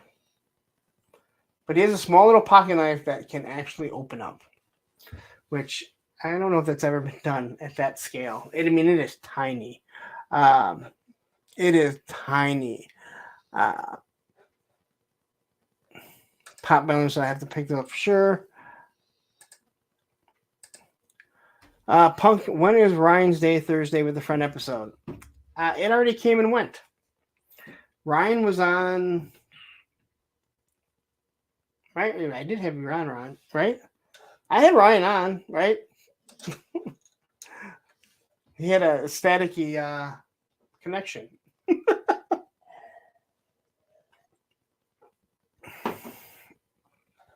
Yeah, and here's the whole thing. Like, if you watch that episode, he talked about how he's always working to make it better. So, Brick says, I got my brother a bunch of gridiron stuff 2 Christmas ago. Awesome stuff. It really is, man. I mean, it is really good stuff. It is just, it's expensive. All right. And then we have this pack rat, which dropped today. $100. It is meant to go with your HISS tank, with your HISS crew. I haven't even looked at it. I saw that it pop up. We saw this gun. We saw this gun actually show up. So, but you have your MPAC 44 enemy conversion. Get $100. It is pricey. But if this is something, if this is all you're collecting, you're all into the G.I. Joe, you love his team, this might be something you need, and it may go perfectly with the HMS. So,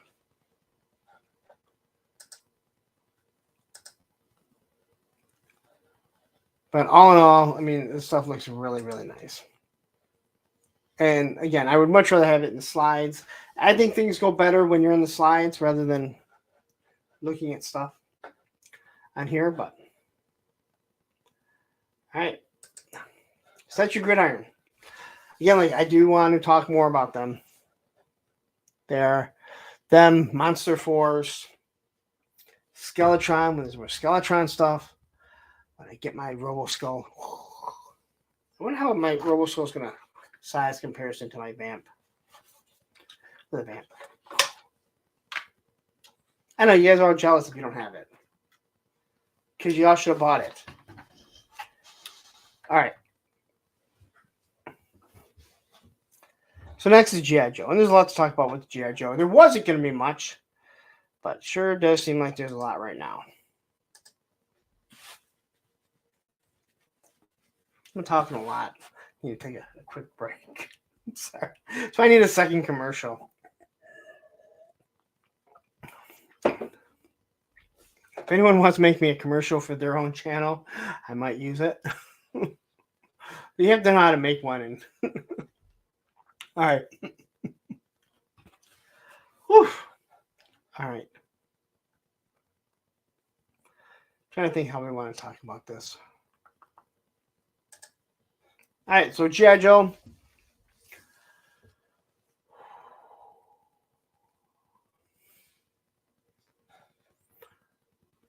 Look under your chair. It's a vamp for you. A vamp. Said go on Oprah if she was giving vamps away. Or maybe stingers. You stinger? Oh. All right. So Hasbro is going to WonderCon, and I do believe that something is leaked. I don't know what it was, but I do believe they leaked that G.I. Joe will be showing something off. So, vamp spam. Vamp spam. Thank you. I think it's just taking a life of its own. Clint says, my vamp has been stuck 4 days in FedEx warehouse 5 miles away. Just go over and get it. JLS Comics. I tell you that story just pissed me off. So anyway, WonderCon, they're going to go. You know, I think it would be great if the G.I. Joe team would go to Joe Fest. Logistically, there's no reason why they shouldn't. I think a lot of the issues that they may have had are no longer going to be there. But Hasbro is still so weird about this stuff. But WonderCon here, I do believe they are going to be showcasing something G.I. Joe, something new from G.I. Joe. So, hey, Clint, I think some YouTuber was gifting your vamp spam. Hashtag vamp spam. Says, how do they ever keep people from looking under their chairs before? That's a good question. After a while, that's a good question. After a while, wouldn't you just automatically go look underneath? All right. So this is what I was talking about.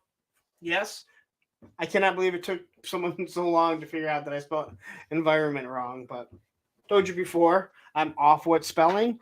The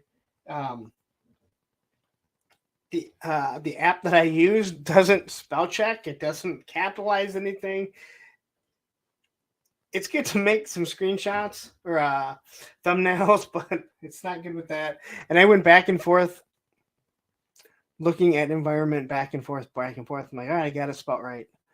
But somehow I got the couple of letters mixed up. So most of you probably didn't even notice, so I just said something. Well, you're a teacher, so you probably should have. But I asked Lenny just because people were wondering what this is. Now, I always wondered what the original was. And, I just asked him, hey, what is this? And he said the original was a gun. But he said his words were, he said, I just thought it was kind of weird having a gun right there. Plus, I thought it was cooler to flip down the windshield and fire through there. So he said he turned this into an oxygen sensor. So, not an oxygen sensor, a environmental sensor. So obviously it can sense for different things that are going on. And again, I didn't expect this to cause such a shitstorm with people posting about it, bitching about it. Like, dude, if you want it to be a gun, if you want to 3D print something and make, then go ahead and do it, man. Like, it was me just telling people, hey, I reached out and this is what it is. So, but if you're wondering, there it is. And then somebody asked, hey, maybe you could ask about the ammo box. So I asked about the ammo box, and he said, because this is how it looked on the box. And he said, that's exactly how it's supposed to be. And I said, well, it doesn't really connect. And he said, well, tension's supposed to hold it there. I go, well, it really doesn't. I have sticky tack underneath it. So I posted this. All right. So people have the ammunition coming out down the bottom. If that works for you, it's your toy. You can do whatever you want with it. But ammunition will not come down from the bottom because it might get stuck, right? You get the pressure of all the bullets. It might get stuck. It actually comes off the top. People put them on the other way. People try and say that you can, that they key in. They don't key in. I know what people are trying to do when they pressure it in. It's wrong. It doesn't work. It didn't work for me. And if you want to do it, I don't care. If it works for you, I don't give a shit. Just saying, it doesn't. But then I had someone, I think a couple people tell me, well, if you do it like that, the bullets are backwards. I'm like, no, they're not. And they're like, yeah, they are. Okay, so if you put these on and you had the bullets on the outside, they might be backwards. But they're not. And the guy's telling me that the bullets are backwards, and I'm looking at it going, no, they're not.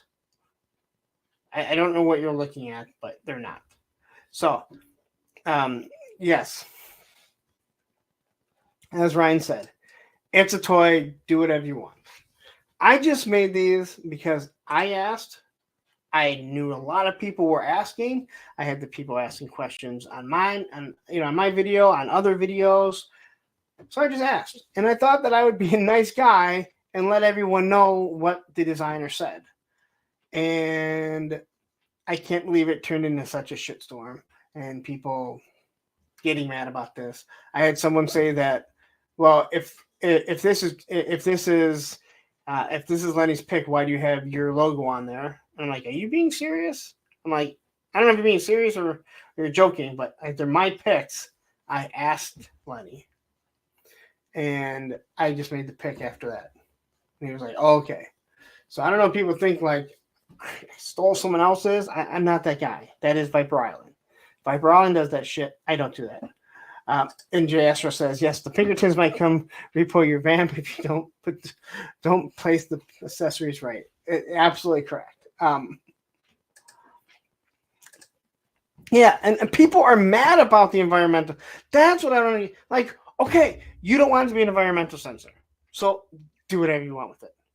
Call it whatever you want. And the guy that modified his into be the gun, oh my god, the thing looks like shit. Sorry, dude. I would not have shown how bad you made that. Just saying, like you made it look awful. So good luck. Good job, dude. Good job. All right, you showed everyone how you hacked up your fucking $100 toy. I don't give a shit.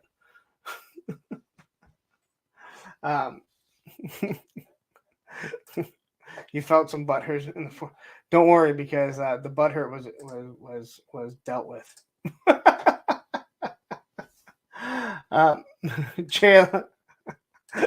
JLS modified. I modified mine to blow bubble.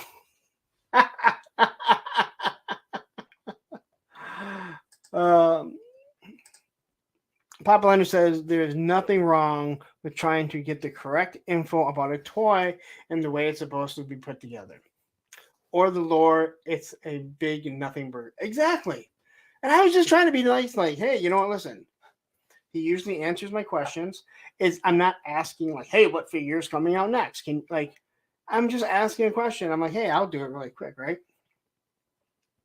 But the fact that it blew up to what it was, just I'm like, you gotta be kidding me.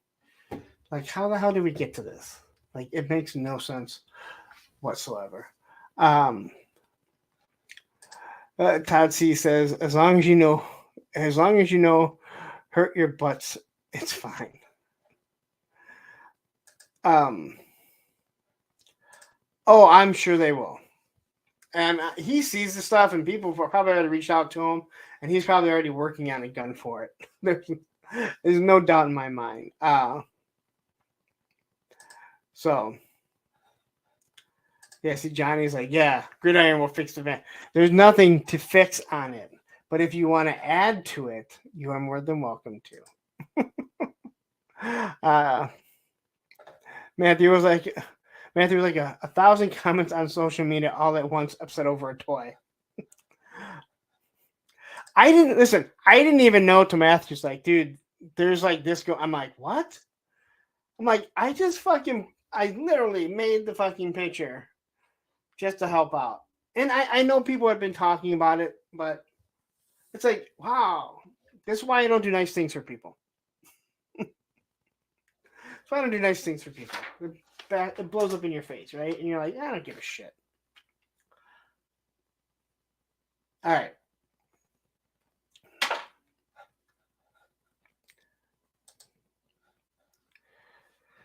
So I guess this would be a good spot to talk about adventures in collecting.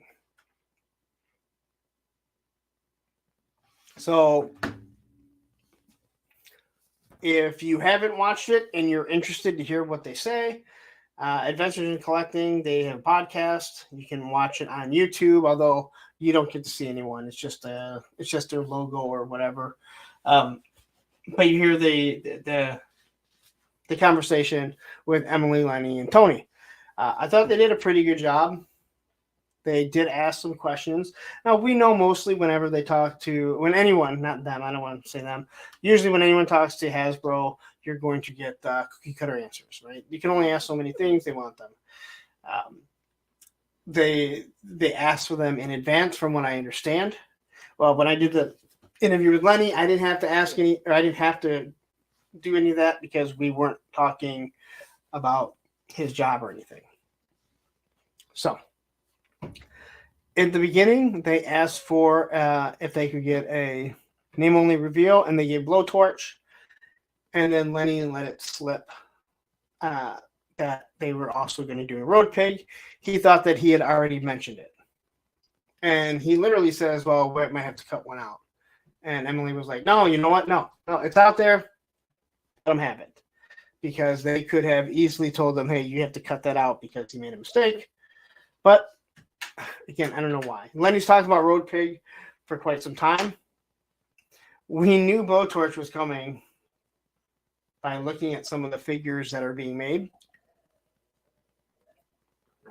And we know Road Pig is going to be one big figure. So, if you are a Dreadnought fan, if you like Road Pig, you are going to get it. If you like Blowtorch, you're going to get it. And you see all those flame effects. I hope the flame effects are coming with some of the new bats that they do because, yeah. Derek, what do you mean? You don't need to say you need them both. You just buy all the G.I. Joes, right? Doesn't everyone just buy them all like me?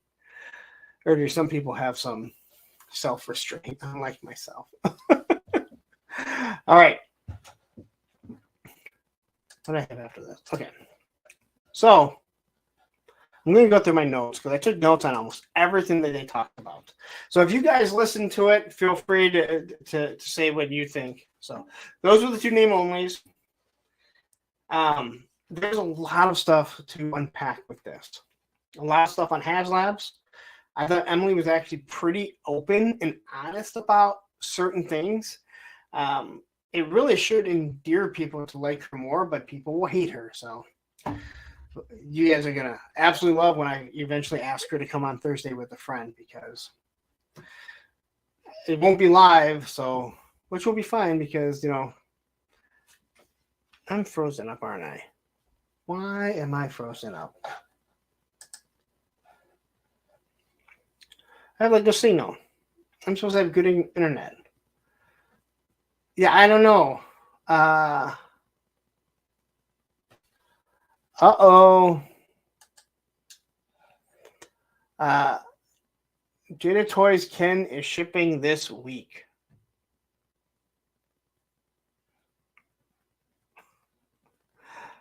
Man, what the hell? All right, it looks like it's getting better. I don't know why I have a weak signal. This is like, yeah, I'm looking at it on my tablet. I don't know why this has started. I don't know what the fuck's going on. Very aggravating though. Extremely aggravating. Oops. Kind of gotta wait for this thing to fix itself. But my signal is. I'm not on Wi-Fi. I'm hardwired in, damn it.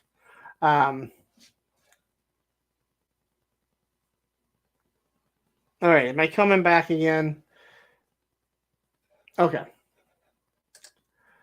Jeff sends a $2 super chat. Hey, Punk, are you excited for the Musk? No, not really. Not really. But thank you for the super chat. All right.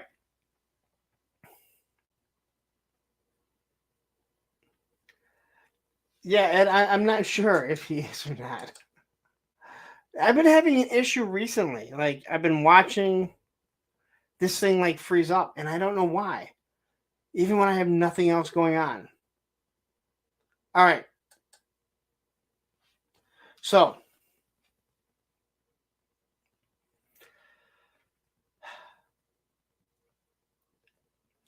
the HMS was originally supposed to be part of the HasLab.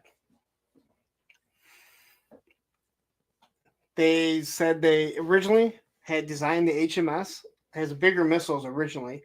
The HMS was going to be part of the HasLab for the HISS tank.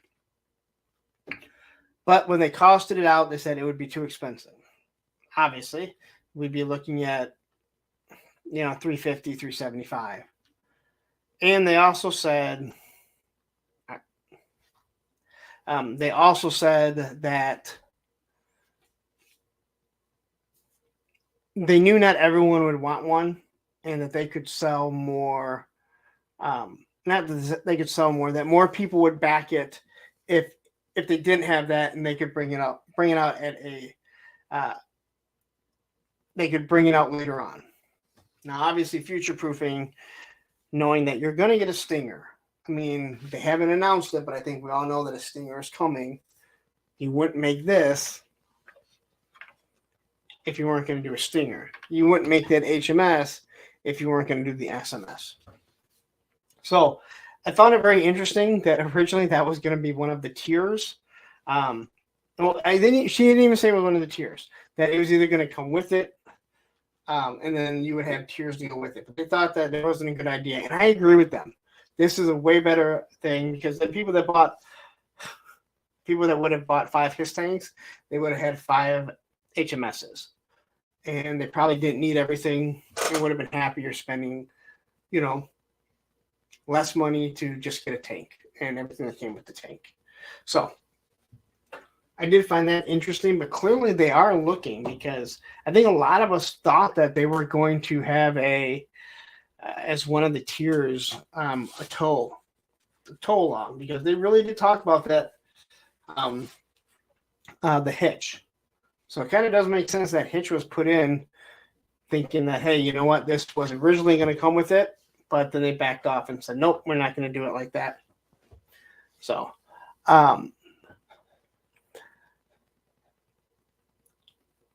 just kind of reading some of these comments here.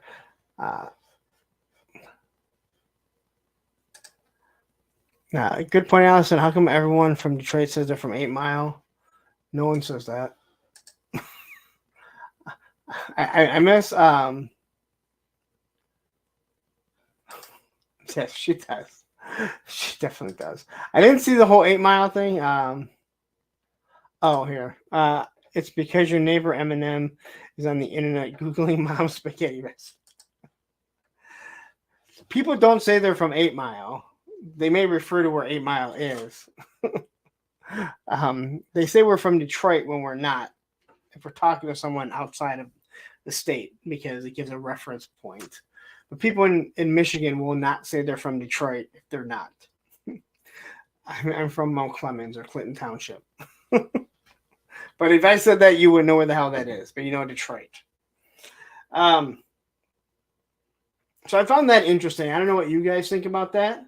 I don't know what you guys think about that. If you would have liked to see the HMS as part of the HISS tank. I mean, as of right now, I'm like, yeah, sure. I only bought one.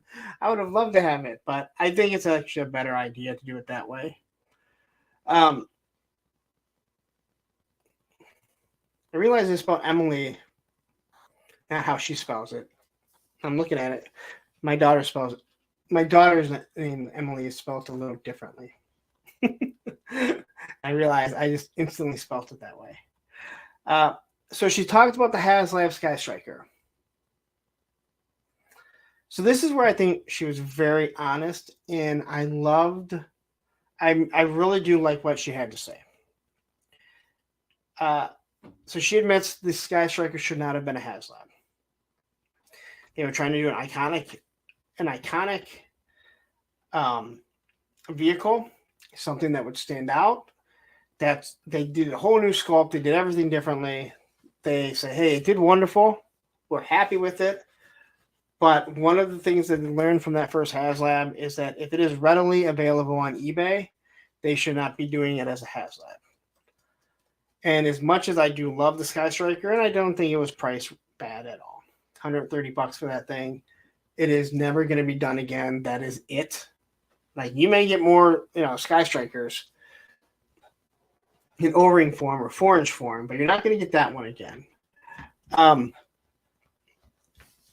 I like that she admits to that.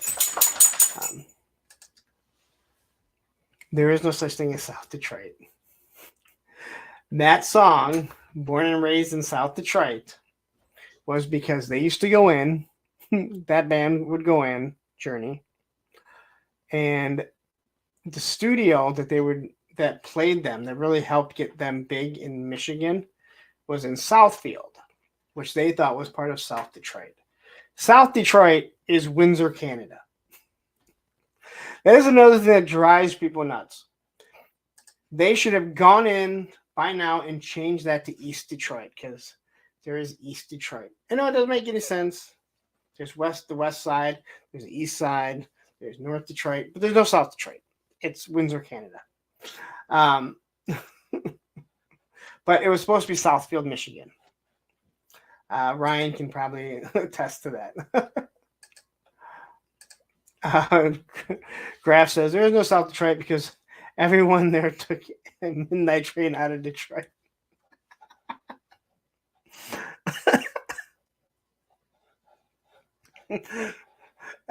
Sorry, am I breaking? Am I breaking your childhood dreams of what Detroit was? Hey, there is a Motown museum. It's the size of a Detroit house. It's not very big. Going anywhere because Detroit stinks. Listen, I'm not moving to Detroit.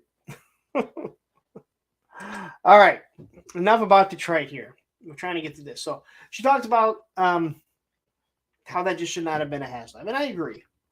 I actually liked it as a HasLab. Still mad we didn't catch him in mustard. I need airmen for my fucking flag.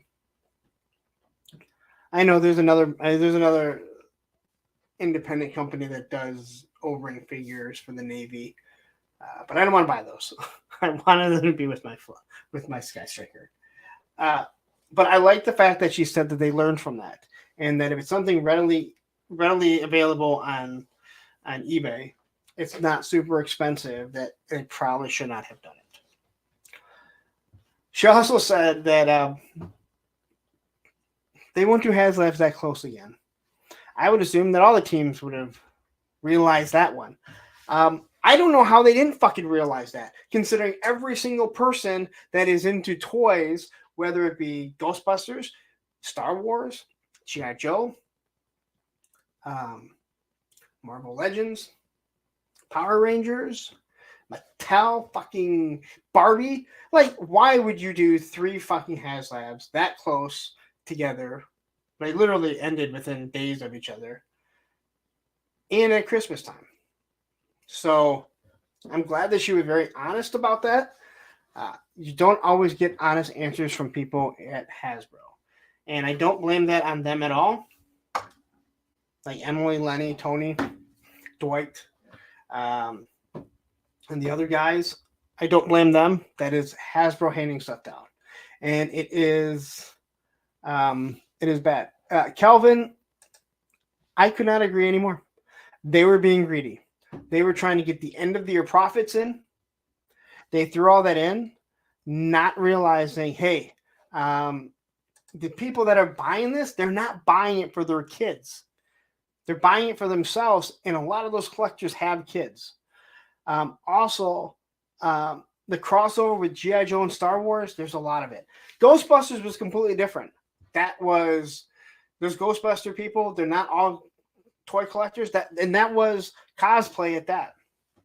So I am with you. That was being greedy. But even if it was being greedy, it was stupid. Like the fact that nobody figured out to have those things, next to each other made no sense. But I think her being very honest about that, with the whole Sky Striker thing, putting them together, yeah, that is true. I remember Lawrence Hasbro management lost over $1 million in Q4. I think you meant 40 million. Was it like 40 million? Yeah, they're fucking idiots.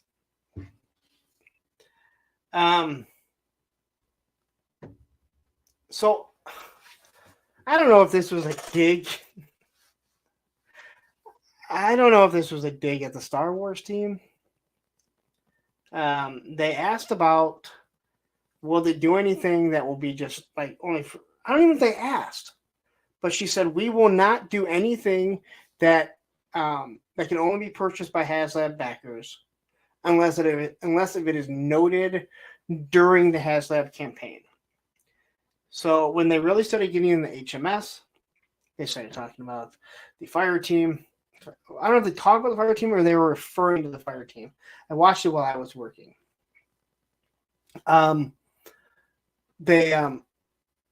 They were saying that, hey, there's a lot of people that didn't back it, but they still really like the color scheme. And I think that's why the color scheme is a little different. That's why the fire team, I believe, is a little bit different than the actual his tank and everything.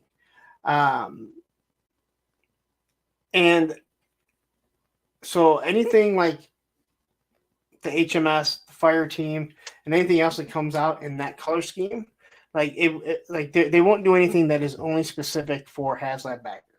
Now, I think it's absolutely slap in the face what like the Star Wars team did, where there's like, hey, here's these figures. We know you want the whole team. We're gonna give you the option to buy these figures. Of course, they're gonna fucking buy them.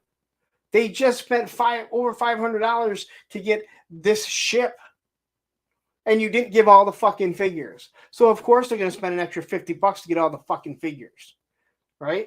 I think that's bullshit. Kelvin, so again, I've mentioned this before. I know people want to see Mask, but remember this. Hasbro wants to make millions of dollars, not thousands of dollars. And are there enough people? Now, you're talking collectors, right? You're talking to collectors. Are there enough in the collecting community that would buy Mask that is enough to warrant them to put a team on it, design vehicles, put them through printing? That's the problem. And again, I'm with you, man. Like, yeah, I know. And again, you are speaking from, and I'm not trying to talk down to you. I'm not trying to like belittle you or anything like that. So I hope you don't think that. But that's one thing after doing this for the past year or so. And I know how the things work in general when it comes to certain things. I think we all do. Sometimes we just let our emotions. I don't think Mask would do as good as a lot of people think or want it to. Just like O-rings. That's the problem. All these O-ring backers, and again, I'm one of them.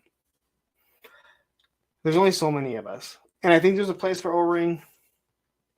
What does suck is that Hasbro doesn't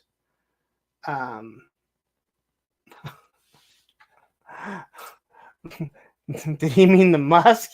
He just needs some aftershave, I think.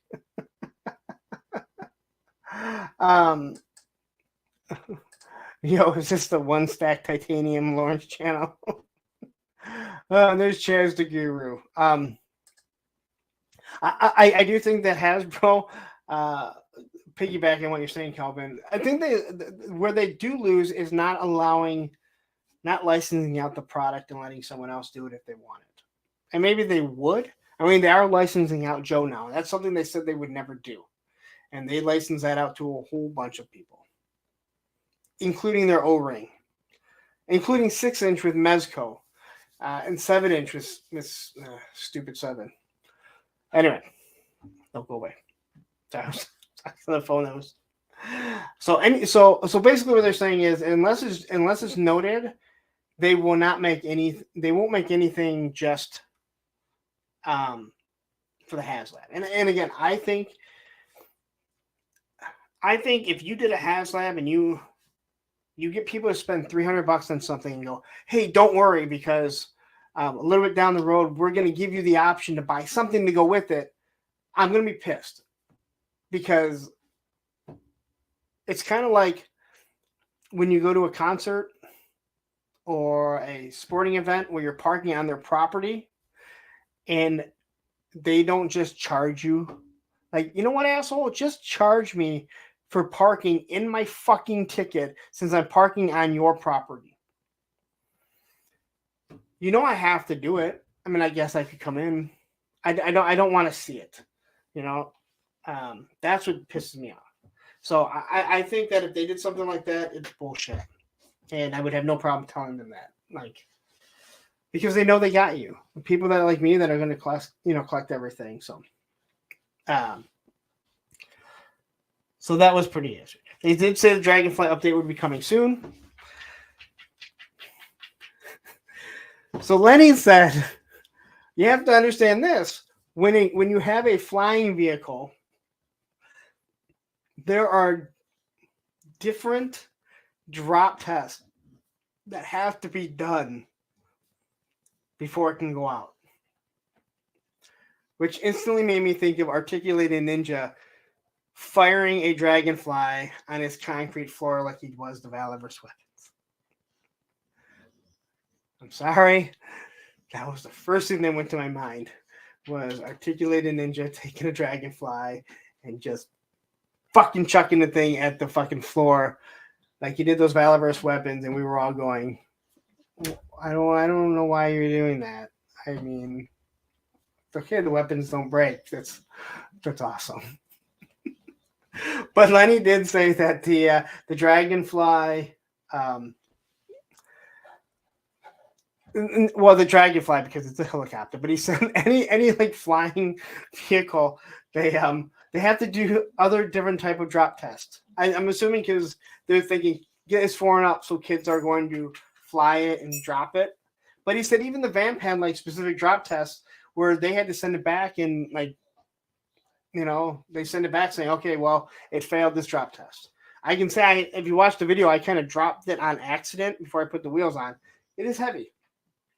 So, I mean, that's good. I mean, maybe they're looking at, hey, if it's sitting up on that stand and it falls over, you have to make sure that it's not going to break, especially for the price that people are paying for it. So, that will be coming soon. I guess they already had it in. I think he said they're up to the second production, or the second one coming in. And they have a whole bunch of pictures, so they will be showing that off soon. Hold on. Want to go outside? All right. Let me call a kid.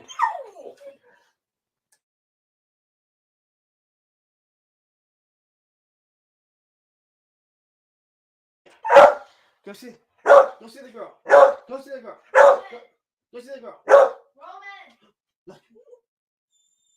Roman! Ask me once. Roman? Ask me once to go outside. You want to go outside? Is that her? All right. Graf says drop test for kids for classified. They must mean drop test for the elderly. Yeah, pretty much. That's probably exactly what it was.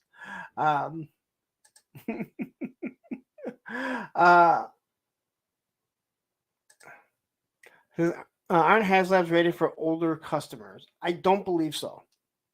I believe they're still rated for 4 and up. I could be wrong, but I don't have my PIS by me.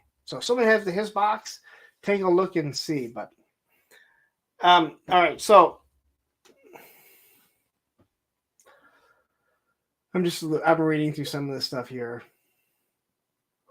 Yes, FC Viper says Doggy is the best part of the show, and Sergeant Red John shows up. Drop test for UPS, FedEx, USPS. Yes, maybe that's what they meant. Hey, you got that his tank in. That thing was boxed pretty damn well, man. That thing was boxed pretty well. Okay, so they asked about the oh, it's D. Well, this is John's lovely wife, D. So I'm glad to see you here. I didn't think John stayed up this late. He's an old man.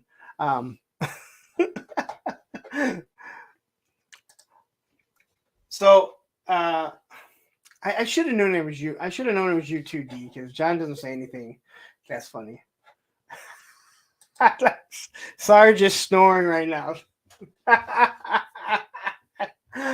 Oh, I love this.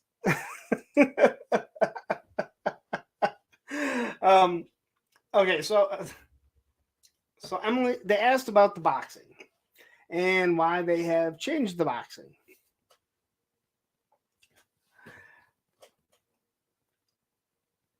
I'm not buying. Like, they just didn't know what they wanted to do with the box. So they talked about. They said you've come to like a. They talked about how like it's nice you went away from, or what made you change from going from all the different artists and everything, right? And they said, well, you know, we started doing it like this way, the original box style, and then you know we had to go to the plastic free,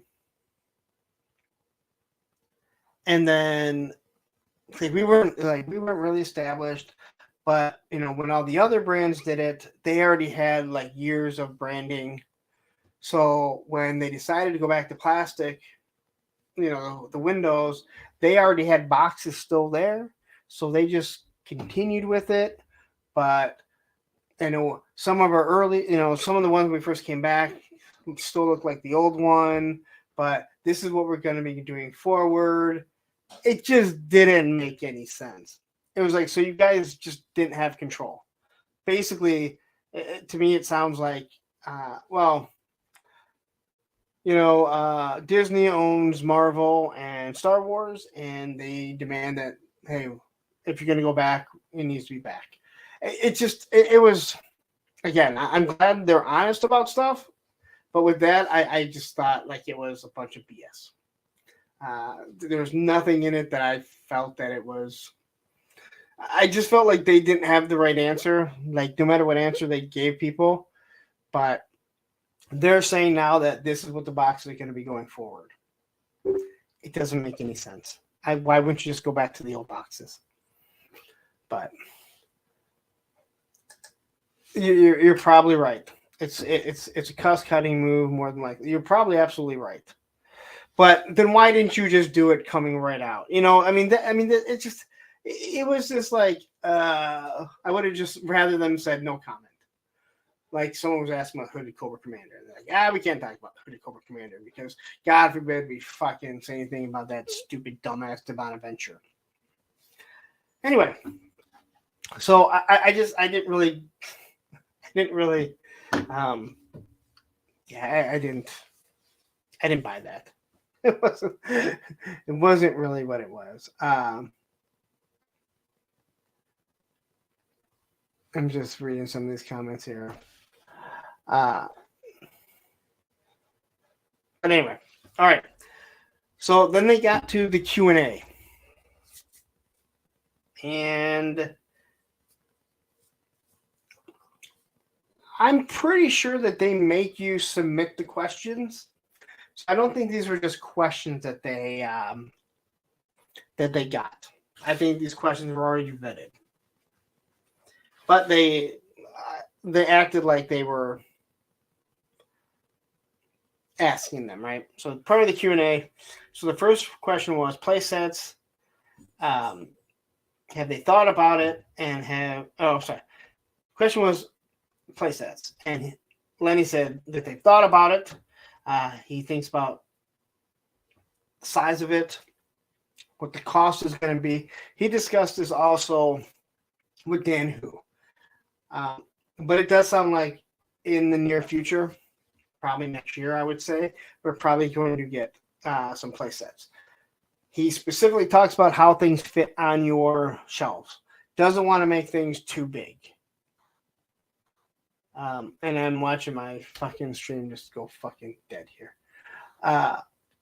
But that he thinks about it. He doesn't want it, to be too big. And it's understandable.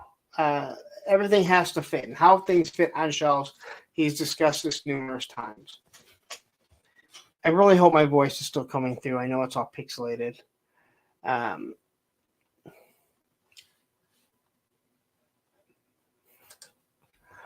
just want to make things too big. That reminds me of my ex. I wonder how he is. Allison, you think about that ex a lot. I'm just saying. So I think that in the near future, probably the next year or two, we will get some sort of display. But he specifically makes it sound like he wants his displays where, hey, they're there and they're part of your artwork. That's so. All right, thank you, Matthew. All right. So from Jersey Collector. Now, if you follow Jersey Maniac. If you follow Jersey Maniac,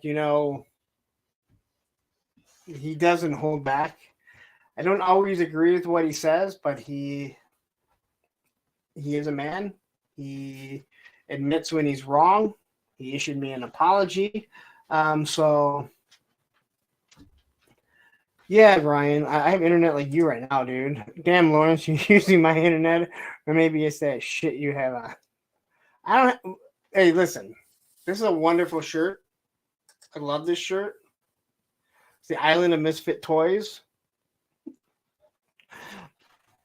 No box, because I made sure my daughter got rid of it, and I sent the picture over to Ryan. I don't know why I have such bad internet. I don't know if my son's on stuff and he's streaming, but God, man. Hold on.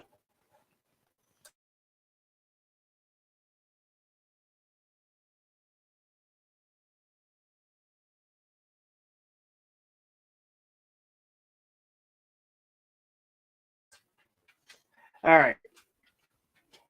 Yeah, it's a shitty fucking thing. Okay, so Jersey Maniac asked, and they said we had to take out some of the language that he used. They said he had a lot of F words in it.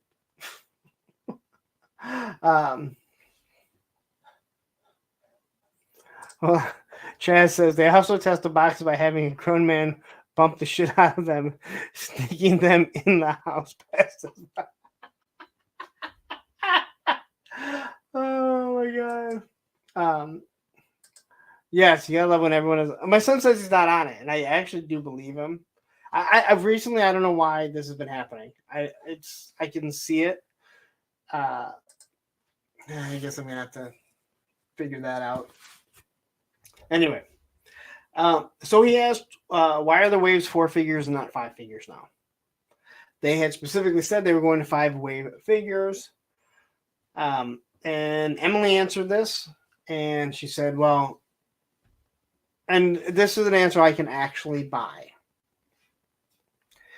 Is she said, when we were doing the 5 wave figures and what we had thought going forward was at that time, the retro cards were not a mainline item, nor did we have the 60th anniversary figures. So there's 4 figures per wave right now, not including the deluxe figures that also come out with it, but you also have the retro figures. They eat into that cost, into everything, and the 60th anniversary. So even though a lot of people say, hey, those retro cards are just repaints, they still are something that's taking out of it. So it's stuff that they still have to design and still have to put it into production. So that is the reason why they said they went from the 5-wave to the 4-wave. And it actually makes sense.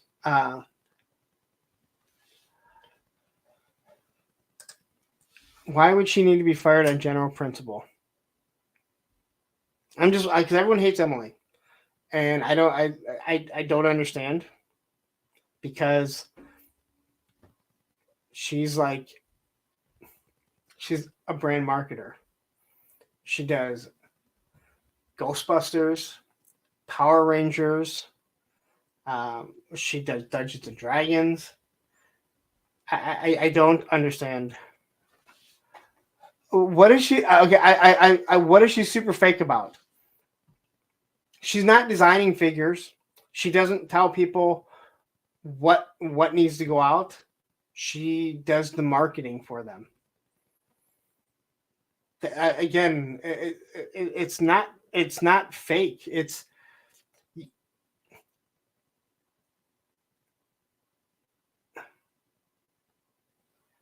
But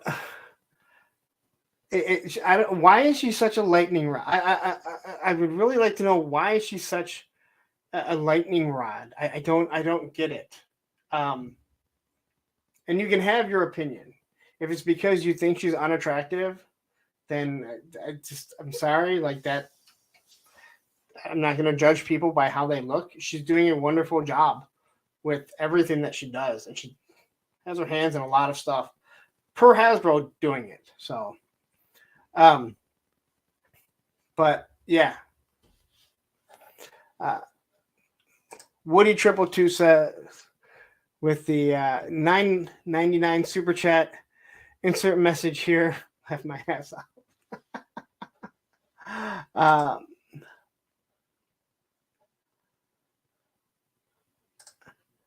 She has no idea what's in the line. No passion. You're totally correct. Yeah, we're gonna disagree. It's like she was hired to do a job. Believe me, she's jumped into that job. You know what? I'm gonna reach out to her to have her on to talk about her background and stuff. I think it's going to be such a lightning rod, and just people have found someone to hate. She doesn't make decisions for G.I. Joe. She does marketing.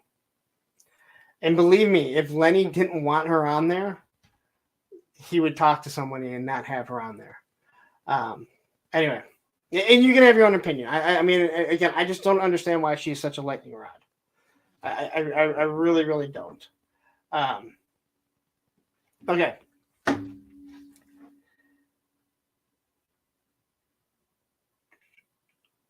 All right, so here was a good question, and it was it's something we've discussed. It's something we've discussed before. And someone asked, why don't some characters come with their iconic weapons when those weapons are already in the line and created?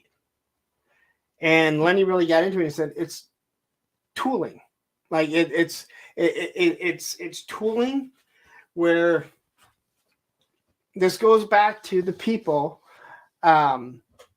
This goes back to all the people that didn't understand why. They didn't understand why Bazooka. That was the fucking first Bazooka.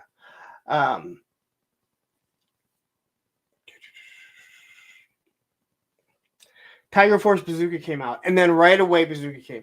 And it was because the tooling was already done. They just needed to paint it. So Lenny talked about it, and he said, yeah, he goes, I understand what you're saying, but sometimes even though that weapon is done, the tooling isn't in process at the time. That was what he was kind of getting at.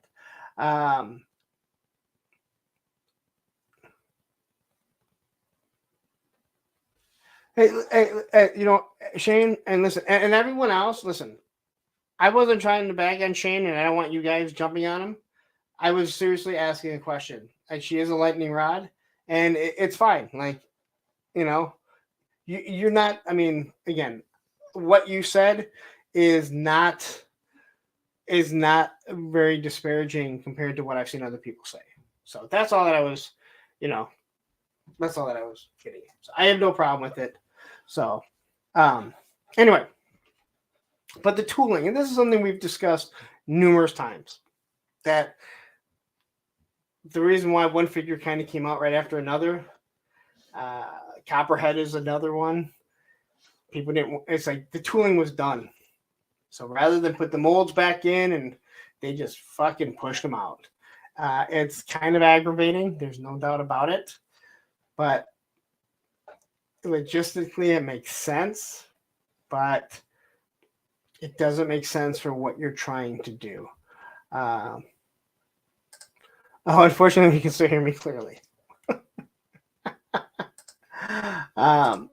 James Lucas has been a member for 4 months. Thank you very much.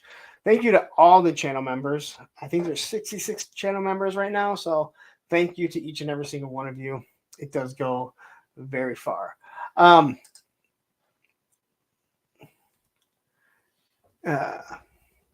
hold on. My spinal says. No, and again, you are being respectful. Again, if you were blasting her for her looks and different things like that, which a lot of other people do, that's the type of stuff that bothers me, and my moderator would have taken care of it. But like you said, hey, I would have blocked you, deleted, or timed you out if I thought it was too far. Not unreasonable, but I think you don't have all the facts, and that's what a conversation is. And again, in text, things don't always go all that well.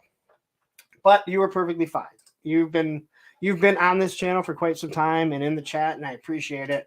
So you're a good part of the community. So don't take it the wrong way. Again, and it's much easier for you having an actual face-to-face rather than me trying to read in my awful reading and then talk.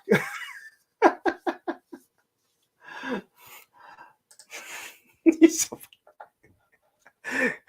Chaz says, from now on, you have to send me a super chat if you want to read shit like this. How about that, Chaz? You want me to read mean things about me? You have to send me super chats.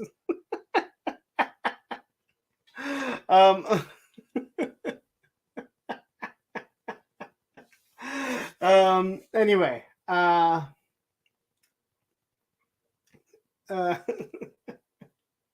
But I agree. So I understand what their reasoning is, that, hey, you know what? This stuff isn't, the molds aren't done. But again, you're doing a retro figure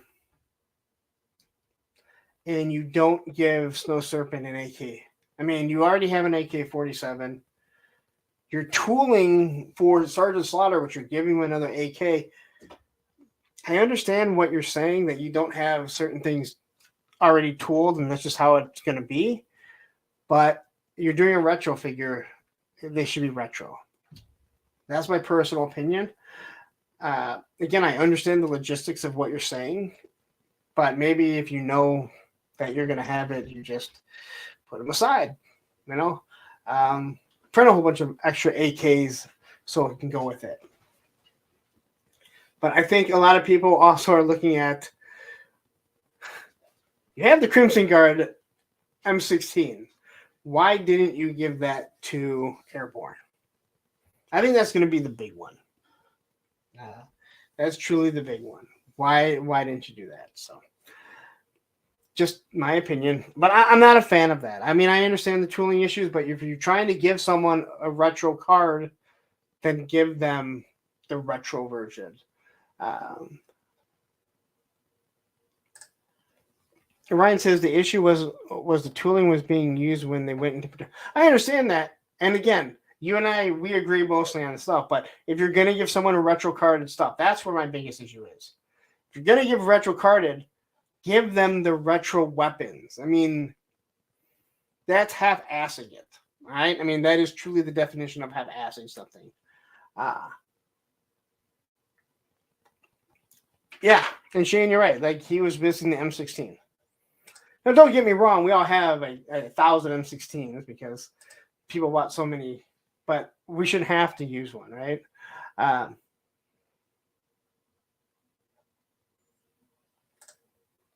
Has anyone asked Lenny or Emily why they made Lady J the first retro card when the older one stole? It would have. They didn't ask that, but that's the whole reason in the tooling. The tooling was already done. They wanted to push it out there. That's the reason why they did it, because they have to reload the tools. That's why Gridiron can just change. They're 3D printing it. They just change on a dime. That's it. And that drives some people in the industry nuts. He doesn't like that.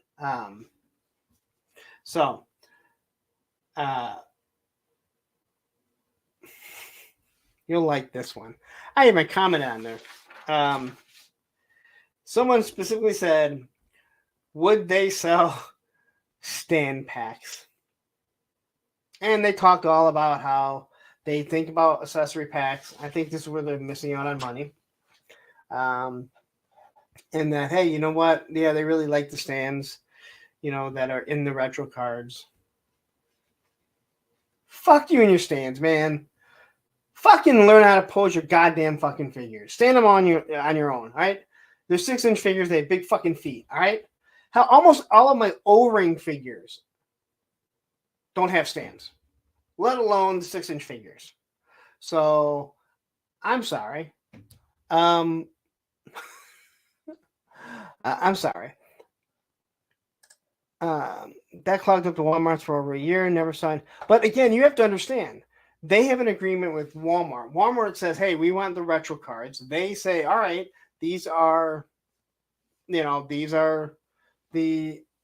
retro figures. This is what we have going. This is what we can do. Walmart is the one that wants those. Okay. So, that's the biggest thing. You guys also have to remember, when it comes to Target and Walmart having exclusives, they are specifically asking for figures. So, but they did talk about those. Why someone was asking about the stands? You just buy stands if you really want them. I mean, go to Small Joe's. They make nice small these hexagon, or they're not hexagon, they're hexastacks. They're like octagon out there, but they're nice, flat. You don't really need them. But they did talk about weapons packs and how they do think about it. I think that's where they're losing money. Like, make some weapons packs of the early figures that now you have their weapons. You get the beachhead weapon. You now have the Medusa. You got Duke's weapon. Lady Jarity came with hers, but like, make those weapons packs, put them on Pulse. People are going to buy them for the stuff that they have. But hey, yeah. But they do talk. I guess they do think about that. I don't get it. Again, I told them, hey, I don't have standing figures.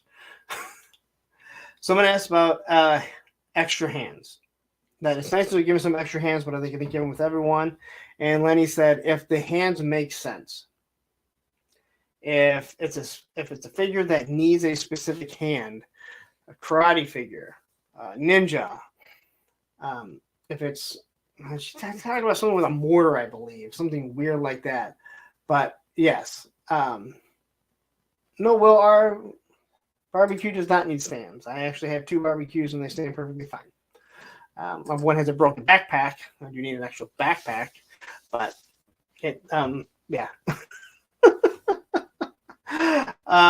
But yeah, the hands will be on a need basis, right?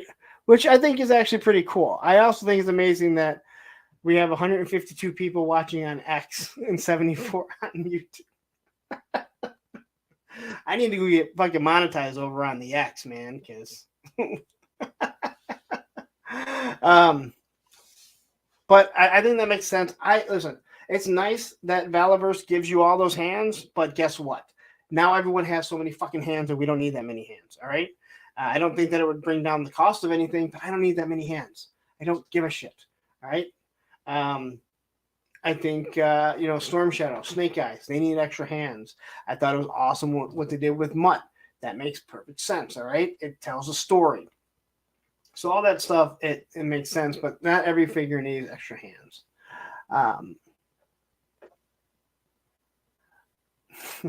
Yodeling hands make sense for the whole time. And remember, it costs money if they put hands in there. Will, I like this. I want Cobras to come with prayer hands so they can beg for their lives. That is actually such an interesting photo shoot that you start thinking about. Like that makes sense. Like that would actually be really, really cool.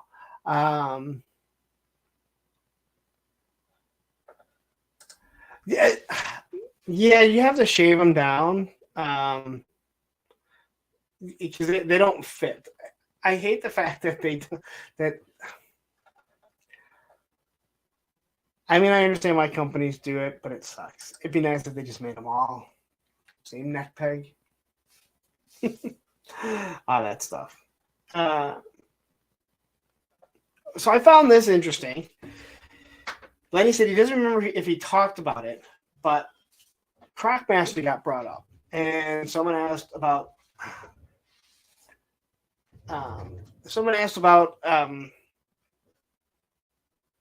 animals, and they said I would love to see what Fiona's little babies look like now.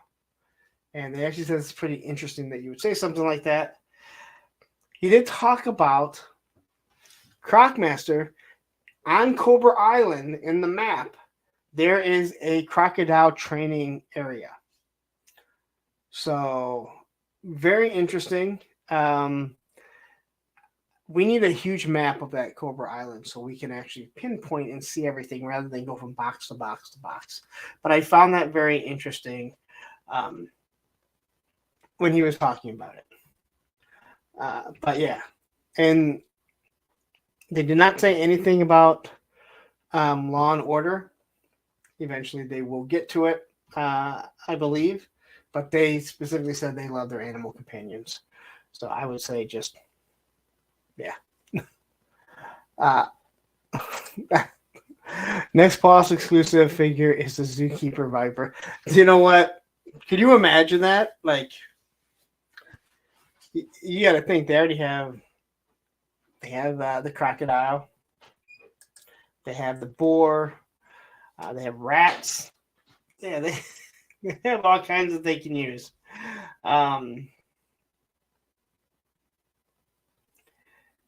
Lenny said he would like to make new Dreadnoks.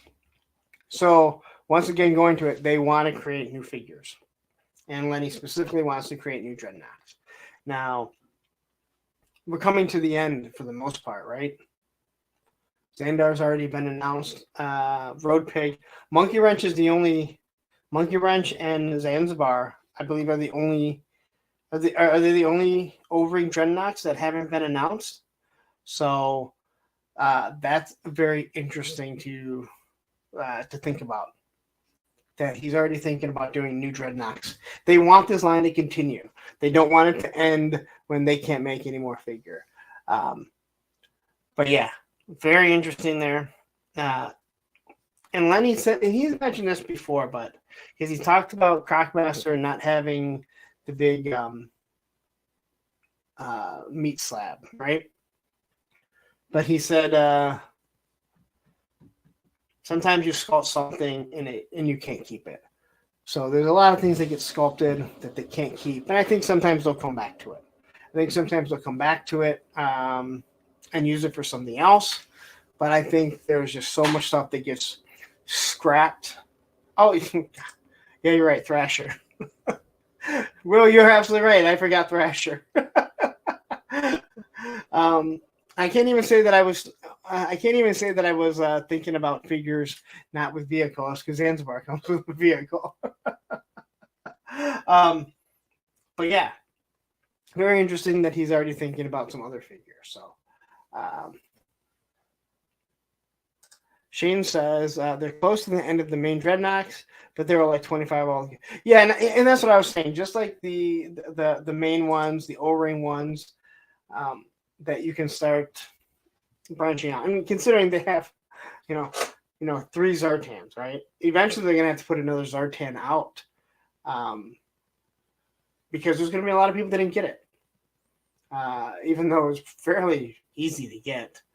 You have to think, if you're doing all this many dreadnoughts, you know, the one thing, if I had them on, the one thing that I would love to ask, that I've never heard anyone ask, is, would you be willing, now that the line is 3+ years old, you know, would you be willing to go with some of the characters, army builders more than anything, and completely retool them, even though they might be the same look?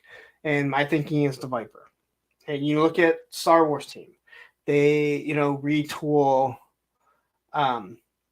They've retooled the stormtroopers how many times, or the clone troopers, right? They retool them. They make them a little bit better. It's not a different version. You can have the exact same color scheme, but it's completely retooled. Marvel Legends has done it numerous times.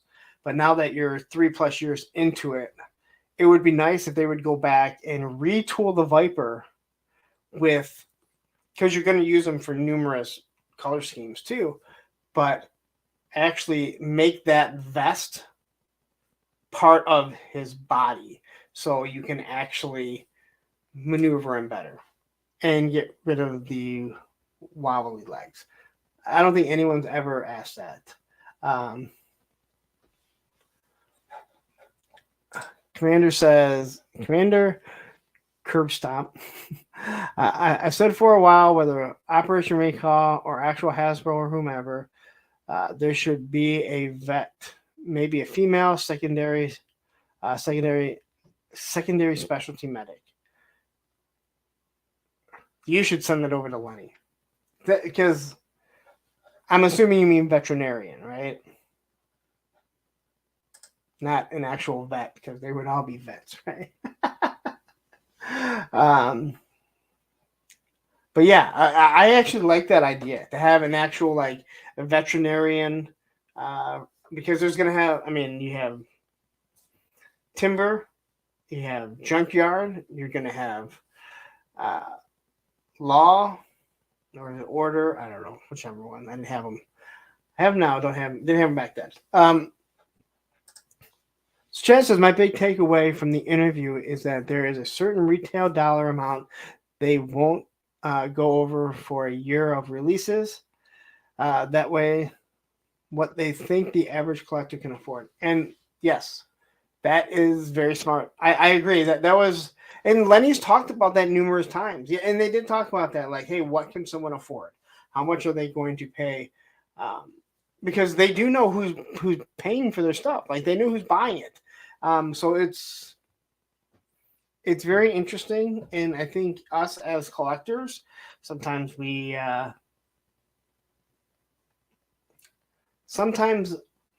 think with our emotions rather than our brains.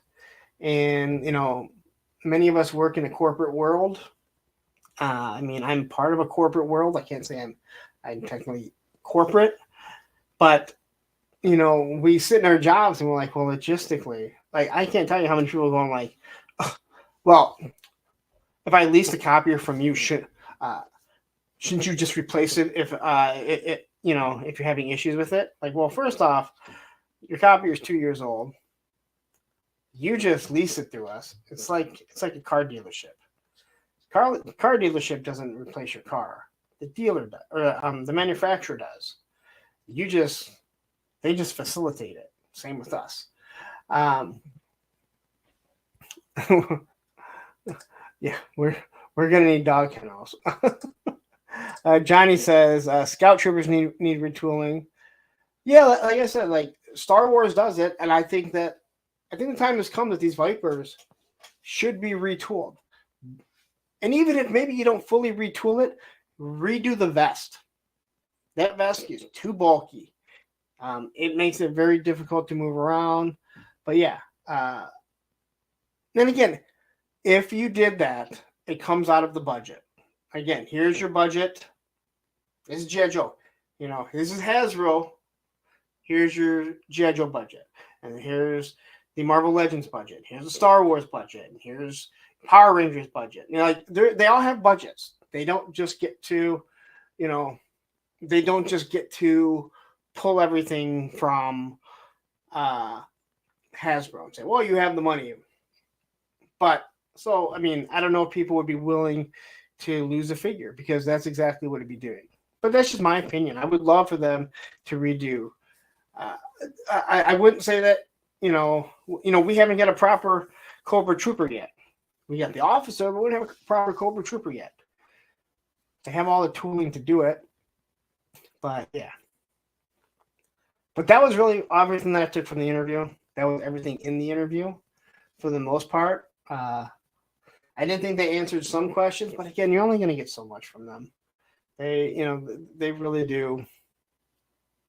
They really do keep things tight. That's what she said. That's what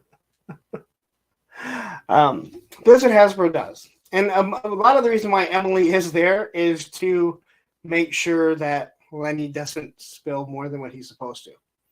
Because Lenny was the first one to go, you might have to cut that one. And Emily was like, no, you know what? Leave it. You've already said it. Because when he said road pig, and he goes, didn't we already announce that? And Emily's like, look at his face. You did not announce that yet.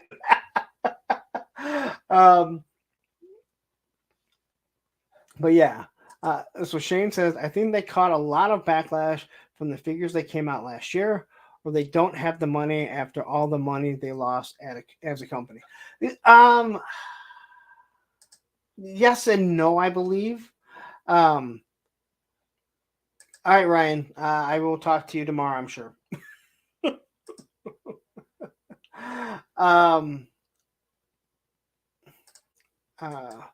Fight in codenames. New channel name, Sue. I'm confused. Who has a new channel name? Yeah, I'm totally confused on that one. Yeah,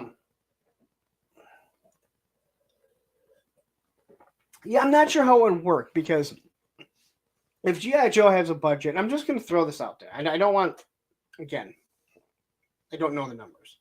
$100,000 is your budget. I know it's more than $100,000 because I think I spent more than $100,000 in G.I. Joe figures. But let's say like last year, their budget was $100,000 and they made $200,000. Well, now your budget should be increased to $200,000 because technically you are taking that money that you've made. So now you're able to create new figures. So that is why you get all those repaints because they're easy to do. You just have to repaint them. So it does help increase the budgets because we are buying the stuff. And the other thing is, with G.I. Joe, there's so many army builders. I don't think army building was a big deal when we were kids because we didn't know. We just needed to get every figure. But now we're adults and we're like, hey, you know what? I can buy 6 bats. That means I have 6 bats. I don't have 6 of anything else. So. This is a regular bat. There's all the other bats too, but I mean, there's people that have like 20 soldiers. Like it's crazy, you know. People love to army build, and that just increases that. So when you get the Desert Snake Eyes, I can tell you, yesterday, literally, my son was downstairs looking, and he's like, "Wow, that looks really good." And he's like, I really like this. So he's looking at Snake Eyes. He's 17 years old. So it's not like, it's not like he's, a kid. But he's looking at Desert Snake Eyes. He has no real attachment to G.I. Joe or anything. And he looked at Desert Snake Eyes. You look at Desert Snake Eyes, it is a good-looking figure. It's just not what people think of Snake Eyes. But all in all, I think it's a really good-looking figure. Jay Astro says, don't forget the $500K of the $200,000 the shareholders demand. Well, there is that too. There is that too. Yeah, it repaints. Listen, they're an easy money for everyone. Valaverse is notorious for the repaints, right? They have $3.50. They're coming out with new bucks, and I don't begrudge them at all for it. You know, you can make new figures. Um, you're just sculpting new heads, but you know when you look at some of these companies, that's what they do.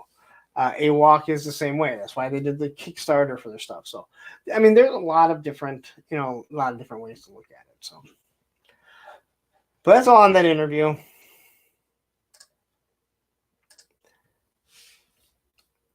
This went up. This is still available, at least the last time that I checked, on Walmart.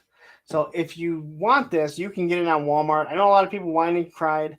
I cannot believe that people are still whining and crying when they don't get something on Hasbro Pulse that is an exclusive elsewhere. I stopped for effect.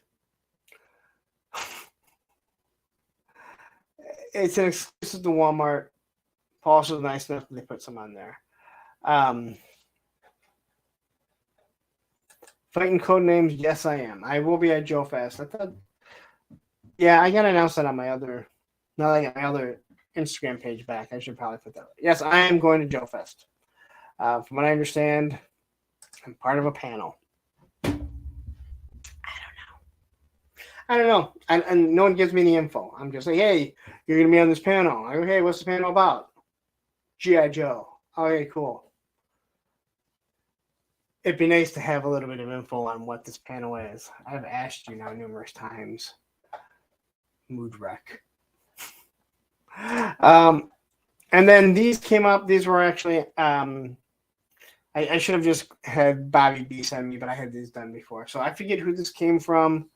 JR Toys or something. They have it on Toy Habits. So Quick Kick is out in Canada. CMD store had it, had him and Techno Viper. BBTS should be shipping them soon. So will Hasbro Pulse. So don't spend money on eBay for this. These figures are available on Pulse, and they're going to be shipping by the end of the week, or should start shipping by the end of the week. And Paul or BBTS should start shipping them. Entertainment Earth, who knows? But hey, go use my Entertainment Earth code, a punk, and you will get 10% off anything in stock and support the channel.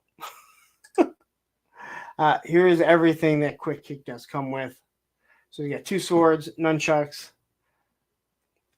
He's got the different hands, 2 punchy hands, his frozen fudgy, an actual throwing star, and then a second head. And as you guys know, the best thing that Quick Kick ever did was get his ass knocked out by Storm Shadow. If you guys think I hate Shipwreck, you have no idea how much I hate Quick Kick.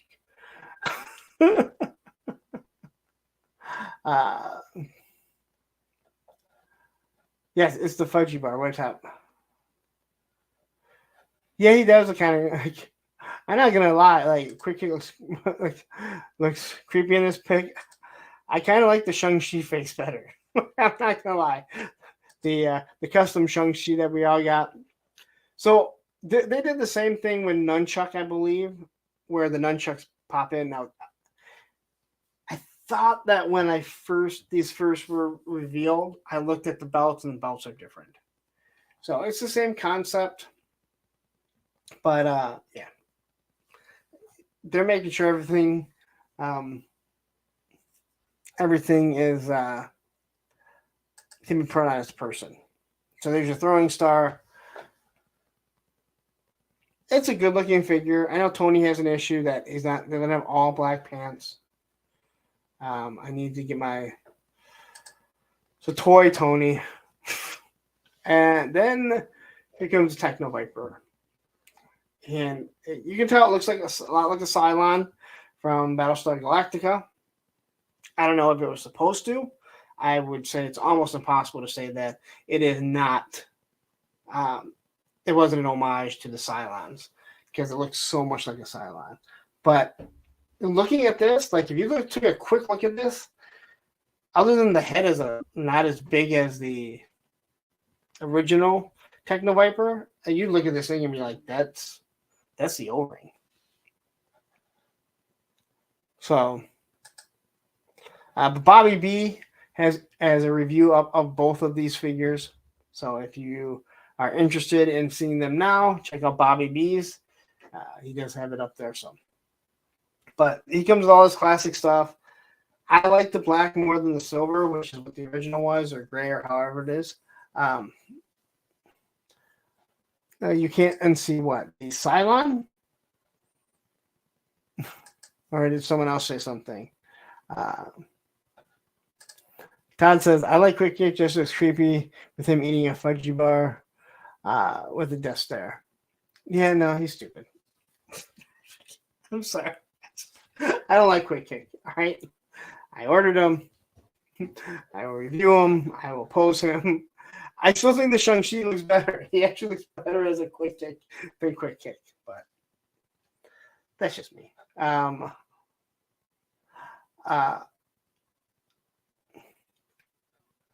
Commander Curbstop says, "Classic Techno Vipers. I'm more excited that Black Major is finally getting around to a Techno Vipers mold.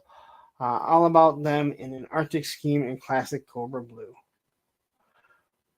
Okay, so you said Arctic, and I'm looking at this, and I'm like, damn, I could see that in an Arctic white, and whew, I think that would look sharp. Damn. Hope Lenny's listening, and they're repainting it right now as we speak. Shane says, the Cylon, I never put that together. Oh my God, I live under a rock. But you can't unsee it. Like Bobby B actually mentioned it, but I knew, like, I thought about that before when I saw this. I don't think I ever thought about it with the O-ring one because I didn't have it. I acquired it at some point, but I didn't buy it. So, Chess says he's referring to Lenny. Said he thought they soft revealed Road Pig. Maybe he was thinking when Emily was holding that repaint of Road Pig during one of the streams. Well, maybe because Lenny talks about Road Pig being his favorite figure over and over and over and over. Everyone knew he was going to do it, so maybe he's just thinking like, yeah. But I think this thing looks awesome.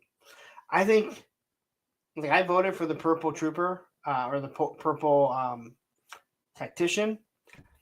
But I look at this, I think the silver Cobra symbol, it just stands out on that purple so nice, man. So I'm excited for this figure. Chaz says, is it just me? I feel like we need more figures per year than we're currently getting. It's just you. It's you, because you know what happens is they all come in bulks. They all come out in a bulk, and then you end up with just like a month or two where you're not getting anything. Although we've got a bunch of stuff already this year. We're going to get close to 100 figures this year, I think. You know, when we first went through it, it was like 50 we were at. But if you noticed, there were certain figures that were not announced that all of a sudden they're popping up. You know, the Mad Marauders that kind of came out of nowhere. So there's more and more stuff that keep kind of springing at us that we didn't know. Night Force, Shockwave. So there's a shot with the communication. I think this thing looks sharp. Again, I am really excited to get one in hand. And that's it. And that's the show. There's no topic. I lied. My whole point of my topic was going to be to discuss how people get so mad. I'm not going to get into the topic of what I want to do because maybe I'll touch on it again later on. The whole topic was cars versus toys, and why do people get so mad about toys when they reuse stuff? Look at cars. I'm a Mopar guy, so I know about the Mopars, right? They use the same radio in most of the cars. No one gets pissed off about it, right?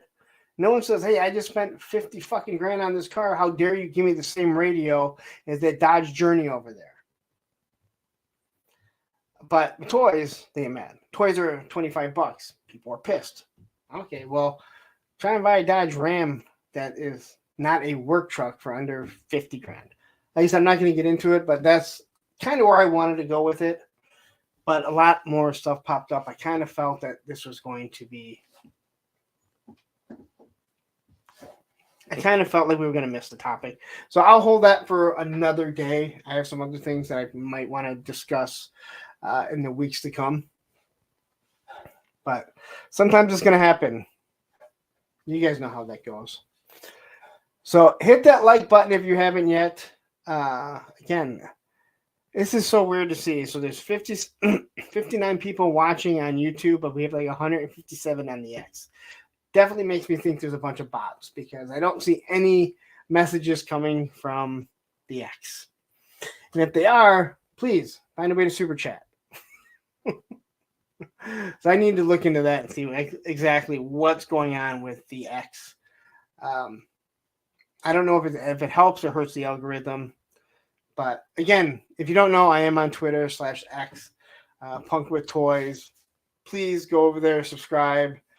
If there's more need for me to push stuff out there, I have no issues doing it like that.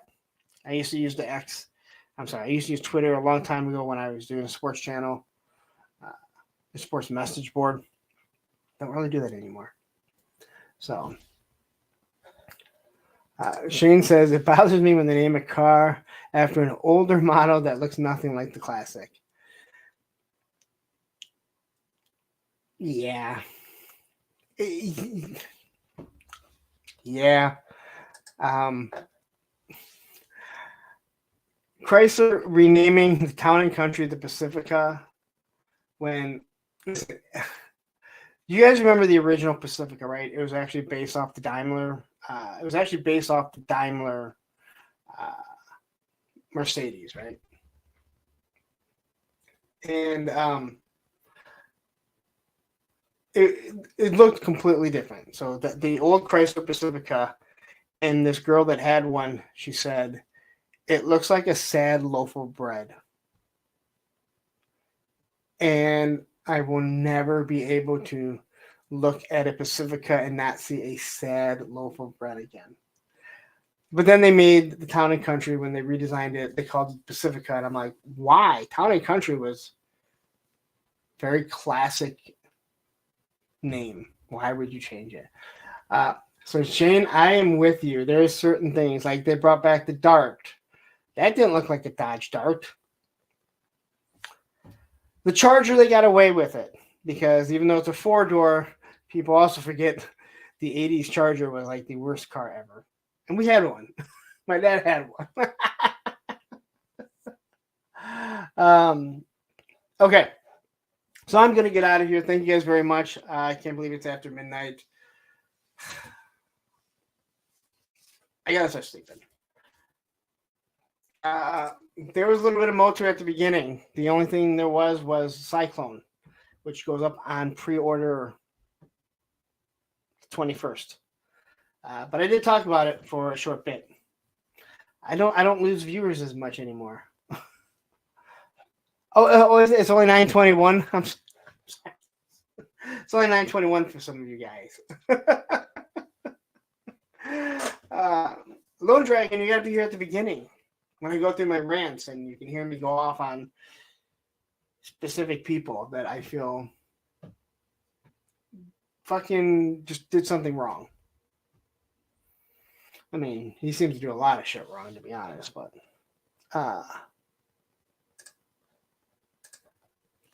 G. Zambrane says, that's what the ass end of a Mercedes have been looking like for a while.